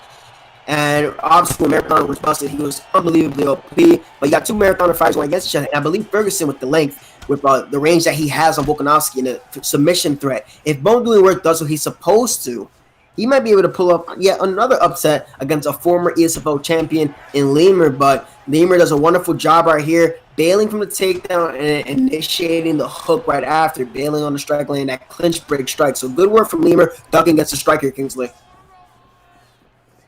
Absolutely. Again, Bone Doing Work in the blue gloves using Tony Ferguson. We see Papa Lemur in the red gloves using Volkanovski. And right now, we're seeing a little bit of difference compared to the prelims where both guys are taking their time, but also getting some nice combinations out with a nice hook. Coming from Bone Doing Work, tries to go for a body kick as Papa Lemur does and just gets punished with an uppercut to the body. And now he's just getting a little bit of damage for his troubles on his legacy. Oh, for sure, man. I love what Bone Doing Work is doing here, though, playing that distance game. But we do see Papa Lemur get the clinch here. He's going to the back. Let's see what he's going to do here. Nice! He's going for the slam, and gets the big slam there. Beautiful. Gets straight to, oh, actually, cool. Bone Doing Work gets the transition to half guard. Nice denial there by Bone Doing Work here. Now you're in a bad position. Now you're stuck in the rubber guard. Right to top mount. Beautiful work by Bone Doing Work. This is awesome. Dude. Bars! Bars! You just dropped bars over there. But look at that. The nice posture up transition. And you get to see Papa Lemur now. He's trying to go on top on Ferguson again, but you have to be worried about that rubber guard action from Tony Ferguson. Trying to go for it, but denied by Papa Lemur. So here we have a really closely contested fight here. I believe Bone has done slightly more work when it came to working the outside shots when Lemus is going in. So it's going to be interesting how this is going to work here if Lemus is able to get off any damage in the ground and pound here, Kingsley. Absolutely. I mean, we saw two ground and pound attempts and a nice denial, but it seems like Bone Doing Work is actually having some nice work defending the ground and pound. So if he could get able to the half guard as he does right here, maybe he'll be able to have a chance to deny these right here because he's in another ground and pound situation, picking out that left hook, but he's getting hit with straights and he's getting super close of getting destroyed. But again, the stamina for Papa Lemur is going to be something to focus on as we are getting closer and closer to the end of the first round. And Unknown's Legacy, you see the get up, and now you have to think Bone doing work. He needs to strike more and take his chances right here in the last couple of seconds right here. I would say so to win the round. Yes, get that damage off, because to me, you was already winning on the feet, from my eyes anyway. You had a little issues on the ground, had some good offensive. Right now, this is where you get your damage off. Mix it up, go to the body, go to the head, because that ground and pound is going to be a lot to kick back on. But right now, he seems like he's going for kind of for bigger strikes, trying to get that damage off, kind of faking off there. But to me, oh, nice big front kick though at the end there by Papa Lemur. Golly. Dude, so Bone doing work. I think he's doing a great job on the bottom, because Tony Ferguson, that's not quite a bad place to be on bottom, Tony. You have so many offensive tools on the bottom. I think he needs to slow down a little bit, stop going for big transitions right away, mix it up, throw strikes, get your GA up, fake transitions, and then go for it. Bone doing work seems so confident that Papa Lemur would not deny it, that he just went for long transitions out of nowhere. It became really scary for in that closing seconds of that front kick, because we've seen people go for those risky maneuvers and get absolutely punished for it. Hopefully he learns his lesson going into the second round right here, as Bone doing work gets the nice kiss and a nice spinning elbow right there for his troubles. And Bone doing work, he seems like he's adapting a little bit, Romero. It seems like he's being a little bit more aggressive, but again, Papa Lemur, he's ready for a fight. Yeah, he's ready for a fight here. But, you know, for those that say that you can't really fight to the outside, I think that Bone doing work is showing a really good job of, you know, he's hugging the high block and circling, and it seems that Lemus isn't being overly aggressive. And you see with the range fix, he's trying to go with that jabber hook, chasing with that rear hook instead of setting it up, and it's not really working for him. But a beautiful mix-up there where the bail to the takedown line, the hook, and going to the body, and that sexy lunging cross to the body, trying to tee up here. So when it comes to working in the inside, if you're the shorter fighter, I'd recommend that Lemus tries to use the leg kicks. You know, you got Alexander Volkanovski. If your opponent's just hugging high block, use those leg kicks. I don't see why not. But as you can see here, on Earth's Legacy, it's a really close fight here on the feet. Oh, right now it's very close. The big damage differences was on the ground. On the feet, they're very close, very contested. You do see the power, though, of Volkanovski when he does land. Nice clinch here by Papa Lemur. So he's able to do with it. No, Ferguson able to get out here. And Papa Lemur is not giving him any room to breathe. They're just both going back and over these clinch attempts. Bone doing work's doing a really good job with getting out these animations by throwing his strikes first in the clinch and then escaping. Really good job there by Bone doing work. Kingsley? Yeah, and you can see Bone doing work. He's trying to land those front kicks so many times that it might be a little bit scary if Papa Lemur is able to get the pattern down and able to punish that. But again, we're seeing Papa Lemur trying to go to the ground, but it's getting some nice hooks off Romero. Yeah, absolutely getting off some really good hooks off here, and you just have to wonder, like, what adjustments has Lemus been making? You know, made some subtle adjustments here, but you just do not want to play this game where you're just waiting. You have to be a lot more proactive. The hooks are working for sure, and I just want to see more leg kicks. You got Volkanovski, use more leg kicks, man. Oh, I mean, he tries to go for a leg kick right there, but it doesn't plan out as he wanted. And we can see Bone doing work, getting a little aggressive, gets the denial of the takedown, and Legacy, we're seeing some good defense by Bone doing work, but he's getting punished with those straights right there. He needs to change up his defensive game plan right there. Oh, I mean, that was a good job there by Bone doing work, actually, because instead of eating that hooks on the exit there, he actually blocked them. The last few times that he's done that, he has eaten those. So that was a really good adjustment there by Bone doing work, knowing that the takedown wasn't going to happen, blocked the strikes instead. So this makes me think, now that Lemur knows he's going to be looking to block those strikes, if he can actually get a takedown off of that. Let's see here again. Nice block there again by Bone doing work. Nice adjustment made there. Romero, is that all you need to do there? Just try to block the head because you know that's coming when he... Oh! Wow. Oh my God! Papa Lemur just shut the whole conversation down and just lands a vicious knockout against Bone doing work. And you have to say, he stole the show. Oh my God. Holy shoot. Dude, I didn't even think there was a possibility for a finish there. Oh, okay. So what I can see right there from that lunge, it might have been maybe slip after using the head movement there. And also consider the following, that his head off was getting chipped little by little from those hooks from Volkanovski, who has really high power. So he's been relying on his high block the entire time, just circling, trying to hope that maybe Lemus would gas. But if you're just doing that, there's pros and cons to that. If your opponent doesn't make adjustments, then yeah, your opponent's going to end up gassing. You're going to end up winning the war there. But the shot selection of Lemur is what lowered the head off there. So when he managed to get that block to overcommit and fired off that head kick, flash KO, probably didn't even realize that his head off was that low because he was so confident in that block. And it's all she wrote. Good win for Papa Lemur to get back into the win column, buddy.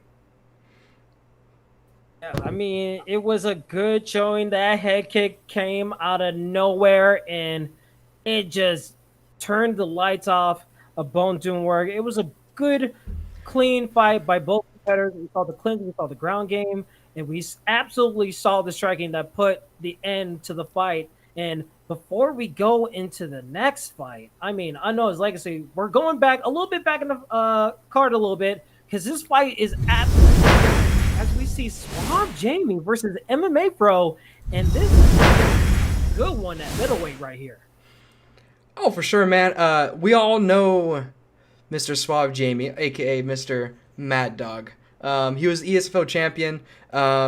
Many consider him the best player of UFC 3 on Xbox. I know some people dispute that, but he's definitely in the conversation for that title there. He said he's a world-class striker, world-class grappler as well, he says, and he doesn't make mistakes. We're going to see if he doesn't make mistakes tonight, Kingsley. Absolutely. And Romero, tell me a little bit about his opponent right here, as they're both going with a Whitaker Adesanya pick right here. So let's talk about, you might as well just call MMA Fro MMA Cerrone, because this is twice now. Twice homeboy has come here on late notice. Like on short notice. He come through, he's probably chilling, and then they're like, yo, you trying to find ESFL? He said, I bet. Let me put up the console. So he has some world-class striking, good defense. That last fight, the decision could have gone either way. Unfortunately, didn't win there. He's considered one of the top players in the game, definitely top 10 on Xbox, top 15. Also Styles last fight by decision, so he's looking to get in the win column here. And yeah, Whitaker versus Adesanya. Little tidbit here. Mad Dog added match, like he sent a message to Marshall Mann and said, yo, I'm the best Whitaker on UFC 4. So let's see if he lives up to that statement here. That's a crazy big statement, especially hitting up Marshall Mann like that. We see MMA Fro actually pressuring with Adesanya. Interesting decision I see here. You have Mad Dog doing the thing you're expecting to do with Robert Whitaker, start throwing hooks out there, try to play that combo. Nice slip there though by MMA Fro. I mean, I'm not gonna knock it, but I was expecting a little more of a range game here by MMA Fro using Adesanya. Big knee in the clinch as well. Ow. Ooh. Yeah, definitely. That was a vicious knee, but he suffers a counter hook for his troubles right there. And it seems like we're going not like in a slow pace. We're just going for the gusto, as both guys are just swinging for the fences right now. Our one fight before we go to the co-main event and our main event. And these guys are just going for knocked down by Suave Jamie. Suave Jamie gets the back to the clinch, tries to go for a judo throw, but MMA Fro able to get out of it. And you have to feel MMA Fro, he knows he's down the cards with that knockdown now. You feel like he has to be even more aggressive now here, Romero. In the block. So what Jamie's doing, he's kind of firing off 4 pieces in the pocket, which is what you're supposed to do with the shorter fighter. So instead of relying on the block here to save you, what MMA Fro should be doing is utilizing those side kicks, utilize those front kicks, utilize that body spin kick of Adesanya to manage to keep range, because allowing Jamie to come forward like this and not threaten him or meet him in the middle, like he's pulling these strikes and he's not firing off these counters. So he tries to catch the kick, catches the knee successfully, and fires off a harder counter. Head kick attempt there from MMA Fro, and there's the body side kick. And now we're definitely going to start seeing some side steps coming from Suave Jamie. But those boxing combinations from Mr. Bobby Knuckles, the Reaper of Death, are paying off dividends as he got that early knockdown here. Oh my goodness. Legacy, this has been a non-stop rock'em, sock'em, robots brawl right here. And again, we see another knockdown for Suave Jamie with that Whitaker pick, and he said he had a lot of big words to Marshall Mann, and now it seems like he's backing it up.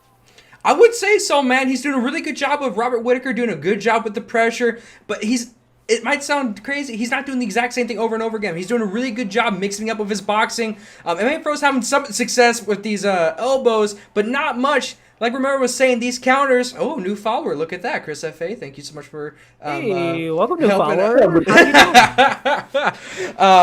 But Jamie's just doing a lot of damage here. Big jab, hook, and the drop, and the taunt. Oh my goodness. And he's not going to finish it. He's going to let it go to the second round. Whether that's a good thing or a bad thing, we will find out. But again, what a dominant round for Suave Jamie as he gets 3 knockdowns, Romero. That's a clean round as I ever seen one. 10-8. So here's the thing. I don't think MMA Fro hasn't been able to pick up on this.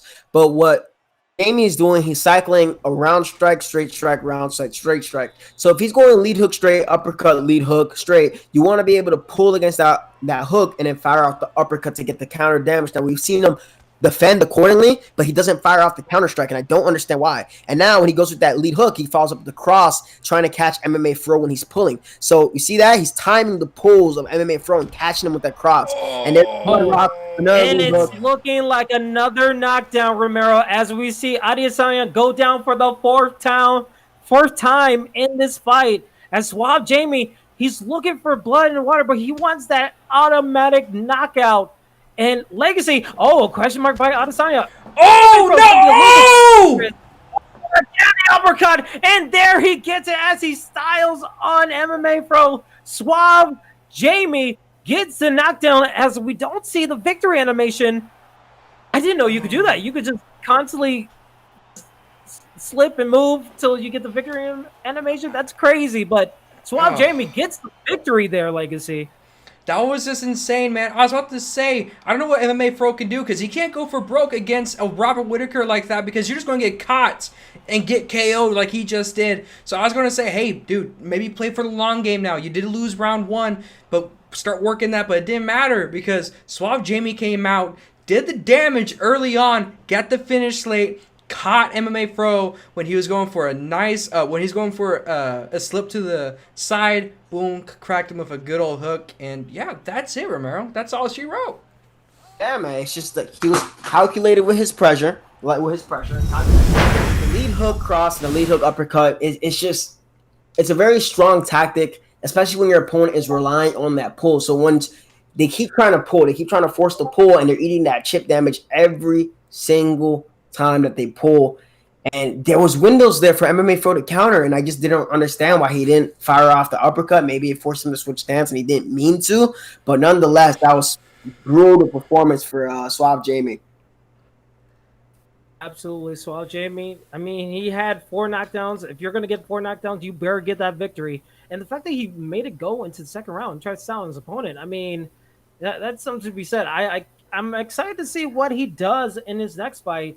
Maybe he'll have an opportunity to put another strong showing with that Whittaker pick and maybe continue on the momentum as we're getting closer and closer to the Xbox Grand Prix whenever we know that we're going to do it. I mean, he might put his name out there and maybe get some going. But again, Legacy, Romero, we have 2 fights left live here on ESFL, Twitch, and on YouTube. And I think it's time for our co-main event. Romero, what do you have on this fight right here? So when it comes to this co-main event, we got Drew versus I upset Santa. I KO'd Santa. So Drew won his last ESFL fight with a highlight head kick KO, and he's a member of the GG MMA fight camp. So he is with the boy Double Matt. It's funny, Drew, Double Matt, they both with these. So, he wants to get that win back on track for the Double G MMA fight camp. Can't go on. You guys are, shining up here. So he wants to get this dub against Mr. IKO Santa. Now, what can you tell me about Mr. IKO Santa, Legacy? Hey, man, IKO Santa, what more do you need to say? This is a pretty good intro when saying anything. He defeated Pryoxis in the main event of ESFL 77. Not many people said they could beat Pryoxis. I know, controversial as it was, you know, if you go round by round though, you know, it was a closer fight than what people thought. I personally thought Pryoxis won, so don't be coming at me in my DMs. But I'm just playing devil's advocate a little bit there.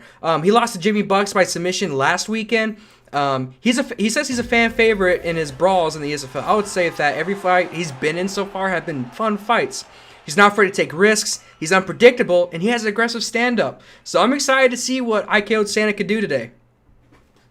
I mean, this is a top 15 fight in the rankings of the ESFL Xbox season.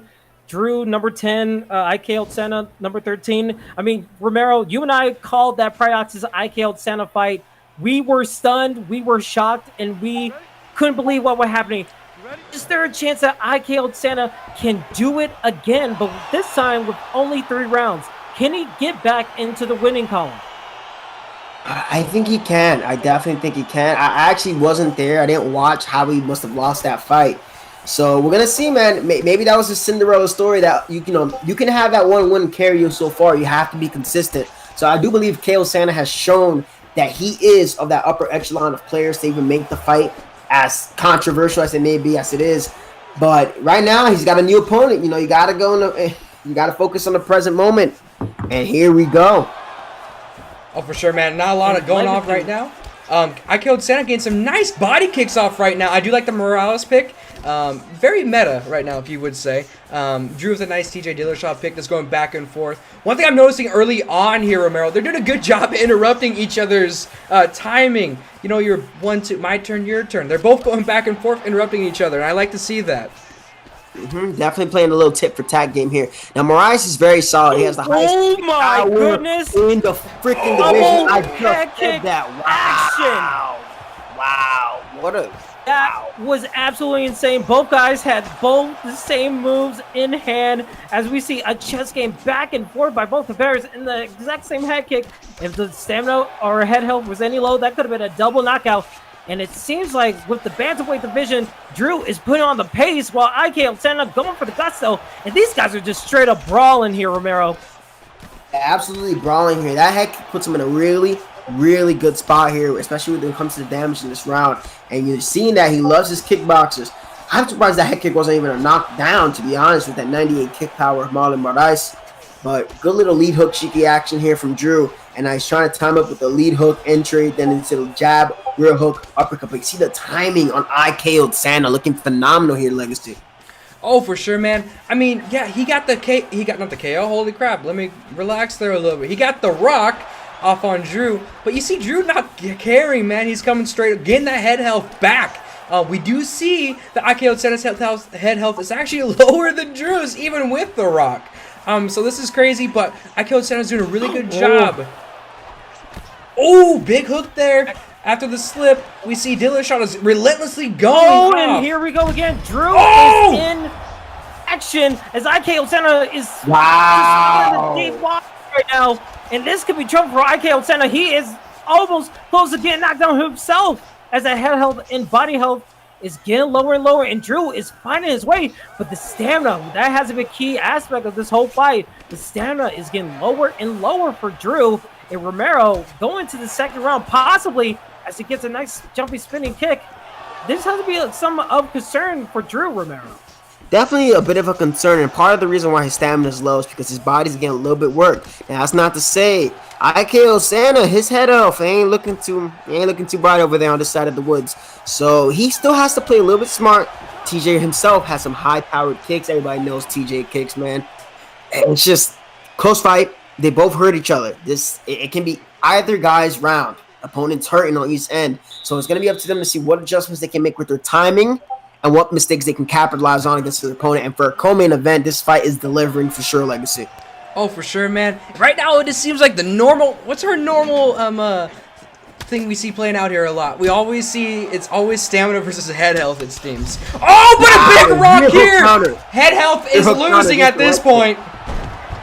Beautiful work.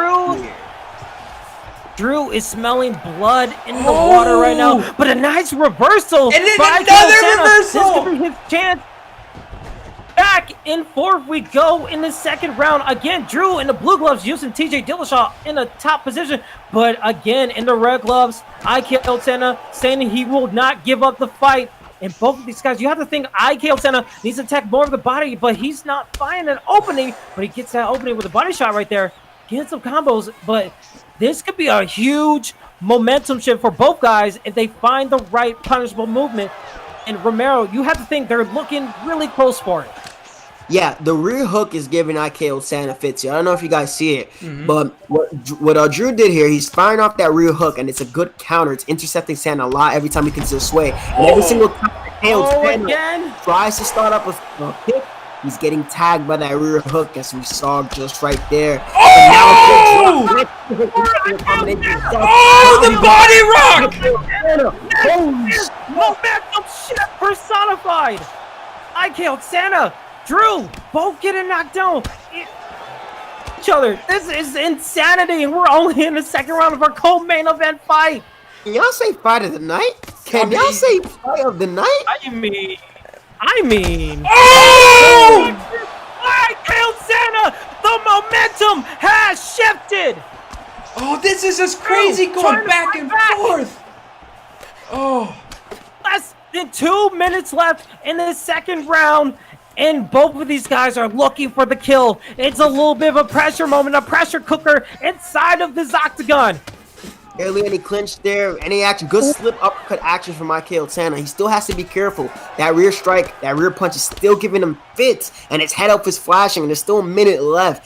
Drew is still in this fight. He is still in this fight, and I don't know what adjustments Drew's got to make. He almost sidesteps the strike, and finally misses. The stamina is low for IKO Santa. Another body kick lands for Drew, and like, this is one of those fights where like you see the reads that are happening on both ends, high-speed action. This is what made this fight a co-main event. Win, lose, or draw for either one of these gentlemen.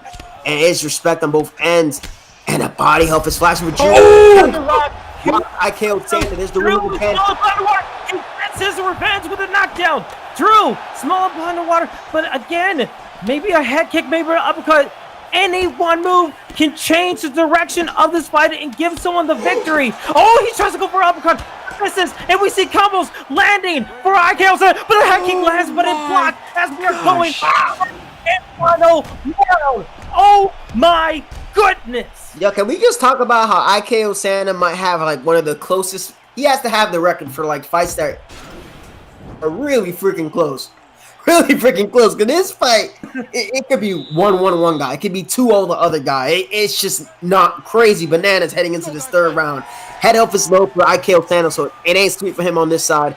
And we got Drew with the head health advantage, and he's recognizing that. He's pressing forward. If I'm IKO Santa here, I'm going to switch things up here. I'm going to clinch, get a trip, and I can't keep getting intercepted every single time I start up a kick here, Legacy.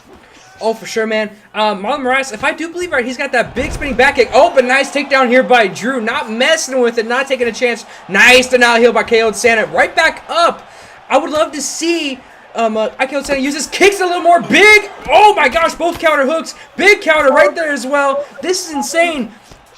Dude, this is just one punch away from ending the fight. This is crazy. Big knee there by IKO Santa. That knee. Gosh. Romero, this is just crazy. Legacy. I'm sorry to cut you off, Go for it. It's just Rock'em Sock'em Robot. Oh my gosh! We see a rock. Oh! Drew gets the knockdown again. In his mom's spaghetti time. The pressure cooker. Oh! Will this be it? Drew doesn't get it. It is so close. We still have over 3 minutes as we see. Oh, almost trying to go for a backpack, but a nice denial. Nice denial. Back to the stand-up. We're back into the striking. Drew, IKO Santa put on the show for the ESFL tonight. My goodness. Oh, man, he's doing a bet right here. IKO Santa's circling against the cage. You can see the panic from IKO Santa's corner. He's just circling. You can't just hang him. You need to go forward at this rate. Because right now, you're the only one that has something to lose here. This fight is extremely close. There's the window for the cross. That missed. The head kick misses. He was just out of range and out of the clinch. I gotta watch out for the head kick, but it just didn't land. My goodness.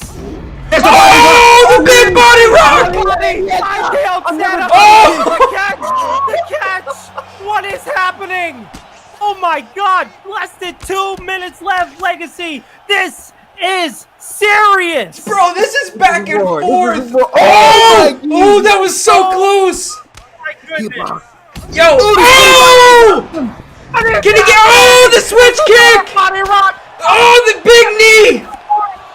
Yo, this fight is out of Takedown pocket. attempt, nice takedown there by Drew. Getting away from the damage. Let's see if he can do anything on the top now. That was a good adjustment. I can't say I get so much damage off though, to the point where it comes. Does the knockdown by Drew matter that much with that much damage? And we see another close decision if it goes to the judges' scorecards. But we see a crucifix by Drew. But the stamina is so low. He's able to get out. He doesn't get out of it. Oh, that could be trouble. 30 seconds left. That head health is so low. Whoa. Oh my god. Oh. Oh, this might be a wrap. There's the knee on belly. There's the knee on belly. This could be it. This could be Oh! it. He's gonna survive! He's gonna survive! Yo, fight of the night. Fight of the night. I don't care what happens. Fight of the night. Fight of the night. Fight of the night. Yo, hold on. Whoa, better question. Who won Are that? you not entertained? Ladies and gentlemen, Could be a split decision. Let's go to the judges' Oh scorecard. my gosh. all three judges score this Dude, I don't know, because, like, the damage that KO Santa got in the third It's unanimous decision. it might have edged it for him. Oh, I KO killed Santa Santa. pulls the victory again in the fight of the night, possibly fight of the year. What an incredible contest by both gentlemen. That is worthy of a co-main event fight. He did it again, Romero and Legacy. Your thoughts, my goodness. Gosh, I I mean, mean, I'm gonna let you go first. I'm gonna let you go first because I got a lot to say. oh, I know you got a lot to say, Romero, but dude, that was just a beautiful back and forth fight. We know Drew's a high level player in the game, and seeing IKO Santa come out and have that competitive of a game of a fight with Drew, bro, I think that legitimizes IKO Santa, in my opinion. That legitimizes him. That showed a lot of what IKO Santa is, because last time he came out, he got submitted. If I do believe it was pretty quickly, he got submitted. So seeing a war with the veteran, going back and forth, not giving up, that shows so much about how he's going to be in the ESFL, Romero. Absolutely, and you can see from the strike total right there, KO Santa did a lot of work. Like that first and second round, I personally saw that it could have been. I could have seen that it could have been, 2-0 for one guy heading into that third round, or maybe 1-0. It's just the fight was so close. It was just so crazy close. The knockdowns, the way that he came back, is just insane, man. Like to have that amount of heart, that posture up there, was getting the knockout. But it was so on both sides. The check hook, the real hook catching IKO Santa trying to start up on a kick or the spin kicks. The counter from IKO Santa. Oh, for sure. I mean, Absolutely. And I was just going to say, Legacy, I'm sorry for cutting you off, but you're good. I've called 2 of IKO Santa's fights, and they have been absolutely mind-exploding affairs. And you guys said it from the jump. He's been making a name for himself. I talked about his Pryoxis fight and how it was a close decision. Man, like the first round we expect some good fighting, but then the second round went crazy, and the third round was just pure insanity. And the fact that he was so close, with that ground and pound of losing the whole entire fight. The fact that he pulled it off was an incredible showing. And if there's a wild card spot in our Grand Prix, I would love to see him in the Grand Prix, because this guy puts nothing but incredible fights going. So I can't wait to see. But guys, we are so close. We are so close. Ooh, hold on. Brian wants to do a haptic check on Trickzyy. He wants to do a haptic check on Trickzyy. Oh, they're in the fighter selection.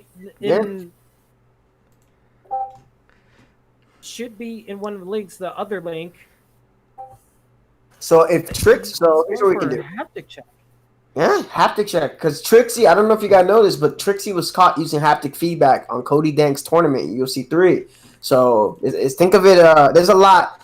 If you guys want me to break down what haptic does, I mean, yeah, go for it, Romero. I mean, I can explain it, but you're Go probably for a it. lot better talker than I am, so you go for it. all right, so when it comes to haptic feedback, there was a haptic feedback that essentially allows you to kind of know what's coming in an online setting. It's extremely fair. You know, the controller rumbles one way to tell you if a high strike is coming, and the other way tells you if a body strike is coming. And maybe to some it doesn't seem like a big deal, but it's for people who are impaired, like visually, like really severely visually impaired, to help them out. And there are players that abuse that function. Players are perfectly fine. And there was a player in one of my tournaments with Ed Parker. He caught this player. He looked like God himself against a former ESFL champ, Swiss Liebacks. He looked like he was putting on a phenomenal performance. Then I'm sorry to cut you off, yeah. Romero, but we just saw on the screen for Swift Tricks, He does have it off. Trickzyy, that he did have it off. Off, So right. in our ESFL main event for tonight, Right. the fight is good to go. It will be Pryoxis, ranked number 14, surprisingly, in the ESFL Xbox rankings, against Trickzyy, who's making his debut. And I know he's going to be coming out to be War Pride and put on a show in the main event, Romero. Need to hear. So we'll see, man. If this fight's at featherweight, huh? This fight's at featherweight. Yes. It seems like it. It seems like that's been the agreement between both fighters and the matchmakers. And we know Pryoxis, he loves the featherweight. He loves using the Rafael Dos Anjos. And it might be in his wheelhouse to use him. But again, Pryoxis is unpredictable when it comes to his fights out. He's one of the greats. And it seems like he really wants to get this victory in the main event spot right here, Romero. Definitely for sure, man. That last fight against IKO Santa. Now KO Santa has legitimized himself as a legit contender, having that fight of the year contender. So you know what's gonna happen. We know what's gonna happen now, man. We only got nothing but wars and wars and wars going on here from this point on.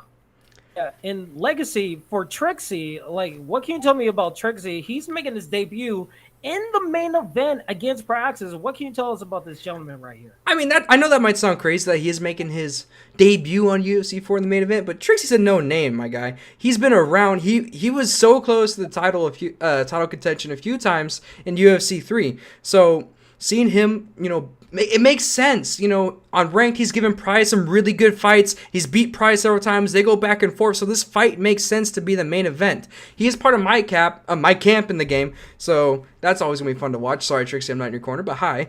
But he's consistently fought the best of the best, man. He's consistently fought the best of the best. And we're going to see him continue this right here. He says he has high-level movement and footwork. Sorry, I'm just trying to get this set up, my guys. I apologize. High-level movement and footwork. Fine. And he's skilled in every aspect of MMA, and he says he has a championship heart. He's not going to give up in this fight.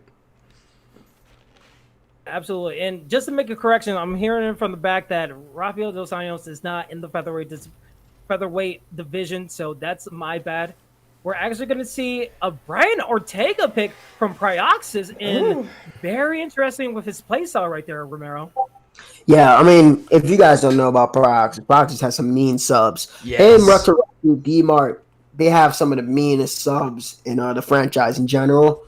So if he's going with Brian Ortega, that means he's done his homework. I mean, everybody knows about that man, Brian Ortega. The man has some sick guillotines, some sick triangles, sick transitions when he's off his back. And I guarantee that Pryor's probably going to be looking to get that standing guillotine. Now, against an experienced opponent, it's going to be a lot harder to just walk up and set it up against. So we're going to see, man. Whatever Trickzyy chooses might be a counter pick against whatever Prize pick is. So. And here we go. This is the main event of the evening. Pryoxis in the blue gloves using Brian Ortega. Trickzyy using Alexander Volkanovski in the red gloves. Here we go. Oh boy, interesting to see Trickzyy instantly not getting up instantly. Right now he's in half guard. He's kind of he's threatening the ground game right now. Pryoxis denying transitions as well. Now he's in half guard, getting damage off instantly. Imposter up, raining down the damage on Pryoxis. A lot of damage here. Oh my goodness! A lot of damage. Wow. This couldn't be over so quickly, but that was a scary moment for Pryoxis. I mean, we know that the ground and pound is heavily favored in this game. And when you get in those situations, it's always scary when you see that red screen. But Trickzyy, Romero, I mean, a good start so far. Really good start here. Now, the only concern is that if he punches himself out there and then Pryoxis goes for a Kimura or a twist or whatever Ortega has off of his back from his half-guard position, he's going to be in trouble. But he manages to get another posture up here and starts to deliver some even more ground and pound here. And Pry is, oh, man. Pry manages to get a reversal on top. He's able to get a reversal on top, and you have to think he's doing a nice job of faking these transitions into the half guard with a little bit less than 2:30 left in the first round in this 5-round fight. Gets into side control, and you can see the buttons are moving around for one of our competitors, just trying to find a way as he gets a nice forearm in. We're back into the half guard legacy, and so far, Pryoxis, he has the top game, but he hasn't done much yet. Oh, now we see Pry get a posture up in full guard here, gain a lot of damage down, gain a lot of damage off on Trickzyy. Oh boy, but it's another thing, gotta watch the stamina. Not a lot has happened there at the end, but now we see what Pry's able to do. He's able to get back to half guard. He's gonna posture up or start looking for that submission. I believe, this fakes after fakes. These guys are kind of like having definitely a chess match here. Nice denial there by Pry, though, when Trickzyy tries to go for the full guard. Now we're here in side saddle, Romero. Yeah, side saddle's a really deadly position to be in. You can only go two ways. And if your head elf gets low in side saddle, it'll immediately go to the posture up, finish the fight position. So good spot here for Pry. He goes back into side control. The damage from side control strikes has been nerfed because they're unpostured and 6 elbows should not be killing you in side control. But Pry is doing a phenomenal job with these transition denials. And I guarantee you he's looking to set up a submission here. But a good pass into half guard for Trickzyy. But Pry doing work with the ground and pound again. Lead hook straight, cross hook, mixing up all of his attempts with the ground and pound. But Trickzyy does a good job surviving. Absolutely. As we are down to the final seconds of the first round, as we are getting to the end of it, going into the second round, and a nice couple of ground and pound opportunities for Pry, and also in that side control, he was able to get that forearm to the head and do some damage. So that's going to look great in the eyes of the judges' scorecards. But again, if you're Trickzyy, Legacy, what do you think you have to do going into the second round right here? To me, Trickzyy definitely lost on the ground there. He did a lot better than I thought he was going to, especially going against Pry with Ortega.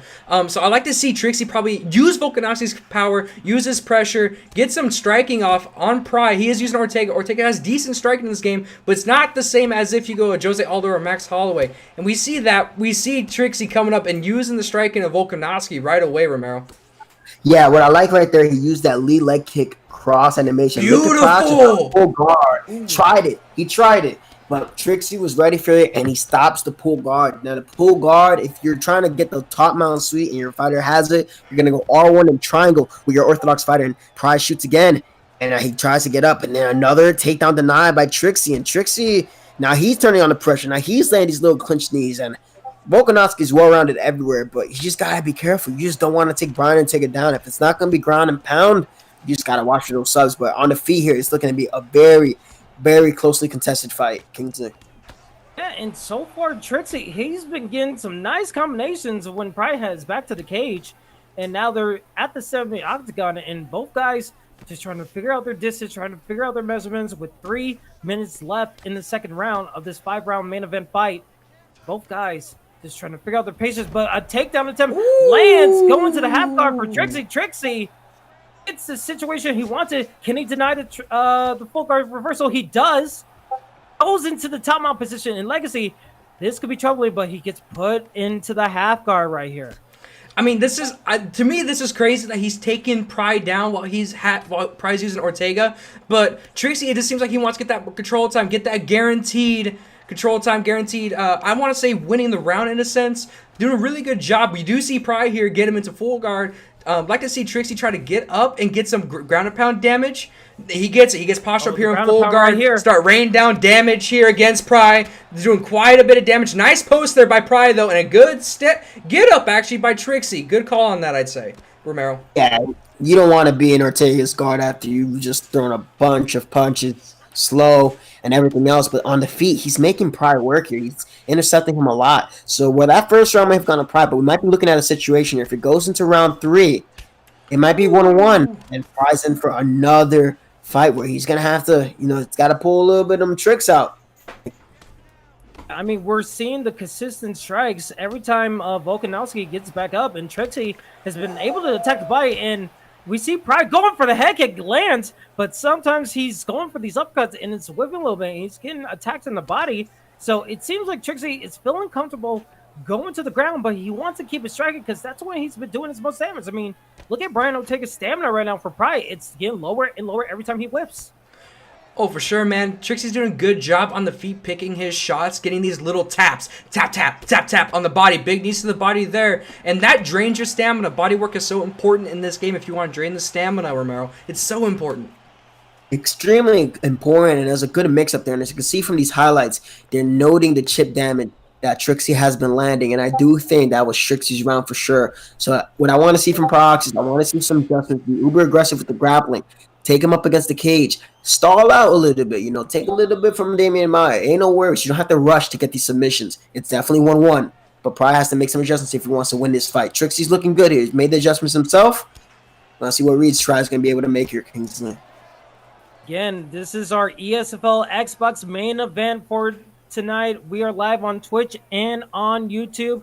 Pryoxis in the blue gloves uses Brian Ortega, Alexander Volkanovski being used by Trickzyy. It could be 1-1, it could be 2-0, who knows? We're in the third round, and we might be going to championship rounds as we see a takedown attempt lands for Pryoxis going to side saddle, and side saddle has to be good for Pryoxis as he gets the momentum ahead of this third round right here, Romero. And so far, he's going to the back mount and maybe go for a little bit of a back flat to attack the head a little bit more. Yeah, definitely for sure. He wants to get, there. He got the back flat. Oh, and there he's there to get the posture up. There it is. So right here, what Pryoxis did, he knew that Trickzyy was going to look to try and deny the little guard pull. So he went for the takedown. If you try to camp on one denial, it's not going to end well for you. And he managed to get this takedown. Now, Pry just has to look here to control. Don't let Trickzyy have a chance to get into the top position here. Unfortunately, he does. Now, Ortega has a rolling knee bar. He has a rolling knee bar from here. If he denies the posture up and goes for a rolling knee bar, that would be good. But Pry doesn't go for it. I don't know why. You have Ortega. But right there, Trickzyy takes him down again. And now the momentum is shifting over to Trickzy's corner here, Legacy. Oh, for sure, man. This is crazy for me to watch such a close grappling battle between Volkanovski and Ortega. I do know Volkanovski's got his fair share of good stats on the ground. Big ground and pound there by Trickzyy, and stands right back up. Good decision, in my opinion. Now we see him going back to the chip damage that he was doing on the feet earlier in the second round. Oh, big knees! The head held, as we see a rock opportunity for Trickzyy. That body health, the head health, and his stamina are looking so low compared to Trickzy's. Pryoxis he's a little bit of the defense right here.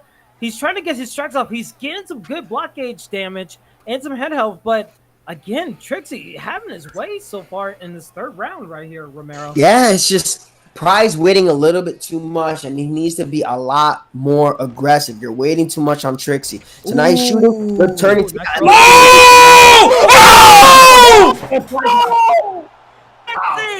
Trickzyy, the head kick. Trickzyy! The KO event, making his debut against Pryoxis. Incredible KO victory. Oh my goodness, that's insane. Beautiful block break into the 1-2 head kick. It was just instant, man. The amount of damage that he got off in that quick flurry was ridiculous, Romero. Yeah, he slipped the clinch attempt. He intercepted with the uppercut hook against the clinch attempt. Pry didn't set it up. So then he got hard rocked, and he recognized, look, his head off was low. The same thing happened when we had Lemur get that head kick knockout. The head off was too low. Pry thought he could rely on the block, but the block was not there. And His cap is gone. There is a cap, and there is no cap no more. So good performance. Crazy way to show up for your main event. Crazy. Incredible performance. To grapple with Pryoxis. He didn't get our lucky flash KO at all. No. He lost the first, made the adjustments in the second round. And in the third round, when he needed to turn it up and he felt a little bit of desperation from the clinch attempt, Trickzyy was able to get the knockout. Absolutely. I don't know what it is about Sunday nights in the ESFL when we put on these fight cards, but we always see something so unpredictable, especially with that huge knockout. It seems like it's like this whole season has been so unpredictable as we've seen from the previous game. And my goodness, I never thought we would see one of our defending champs be 0-2 in the early start of the ESFL season. This has been absolutely a shocker of a season so far, guys. And we have our tournament coming up, and Pride might not even have a chance to be in that Xbox Grand Prix tournament. That is insanity to say from like the beginning of this whole season. What are your thoughts? I mean, that was just, I don't know, dude. I don't know. Like, I get round one, probably won.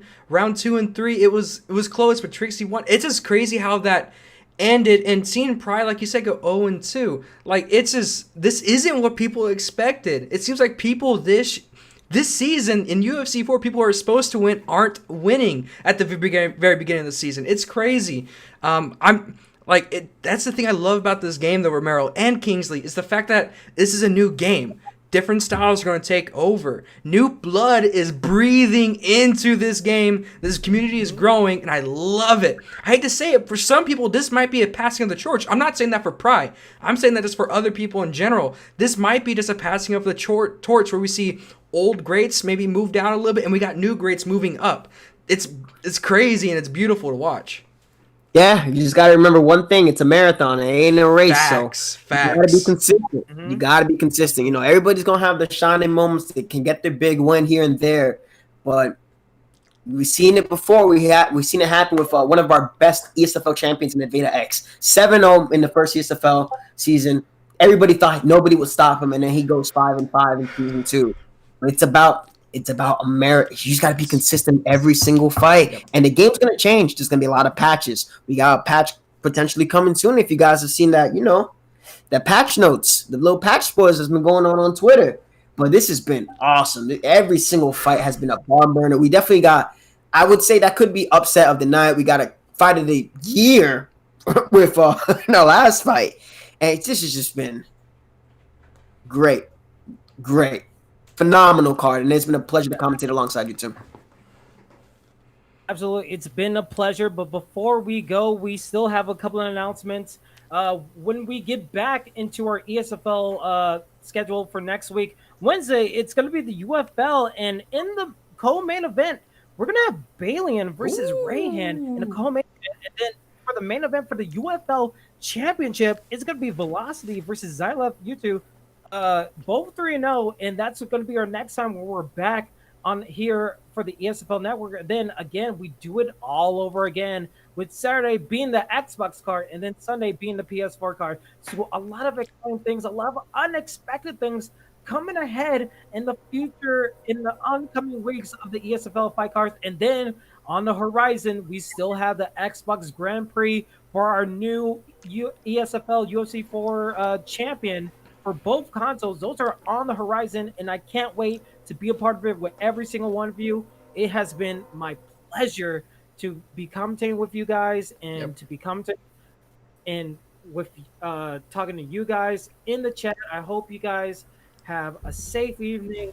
Legacy, any last words before we get out of here? I mean, other than more thanks, guys, like, thank you too. This has been fun. I enjoyed having both of you guys in here. Had a trio, a little different than what I'm used to, but I enjoyed this, having both you guys in here. Thank you to all the viewers. You guys are the reason why we do this. You guys are amazing. Thank you to everyone in the back who's wrangling all these fighters, getting them ready. But absolutely, this doesn't happen without the people in the back and the ESFL staff. So thank you all. And it's been amazing. Kingsley, send us on home, bud. Follow the Twitch, follow the YouTubes, join us on Discord, be a part of the action, and be a part of this amazing community. This has been Kingsley. That has been Romero.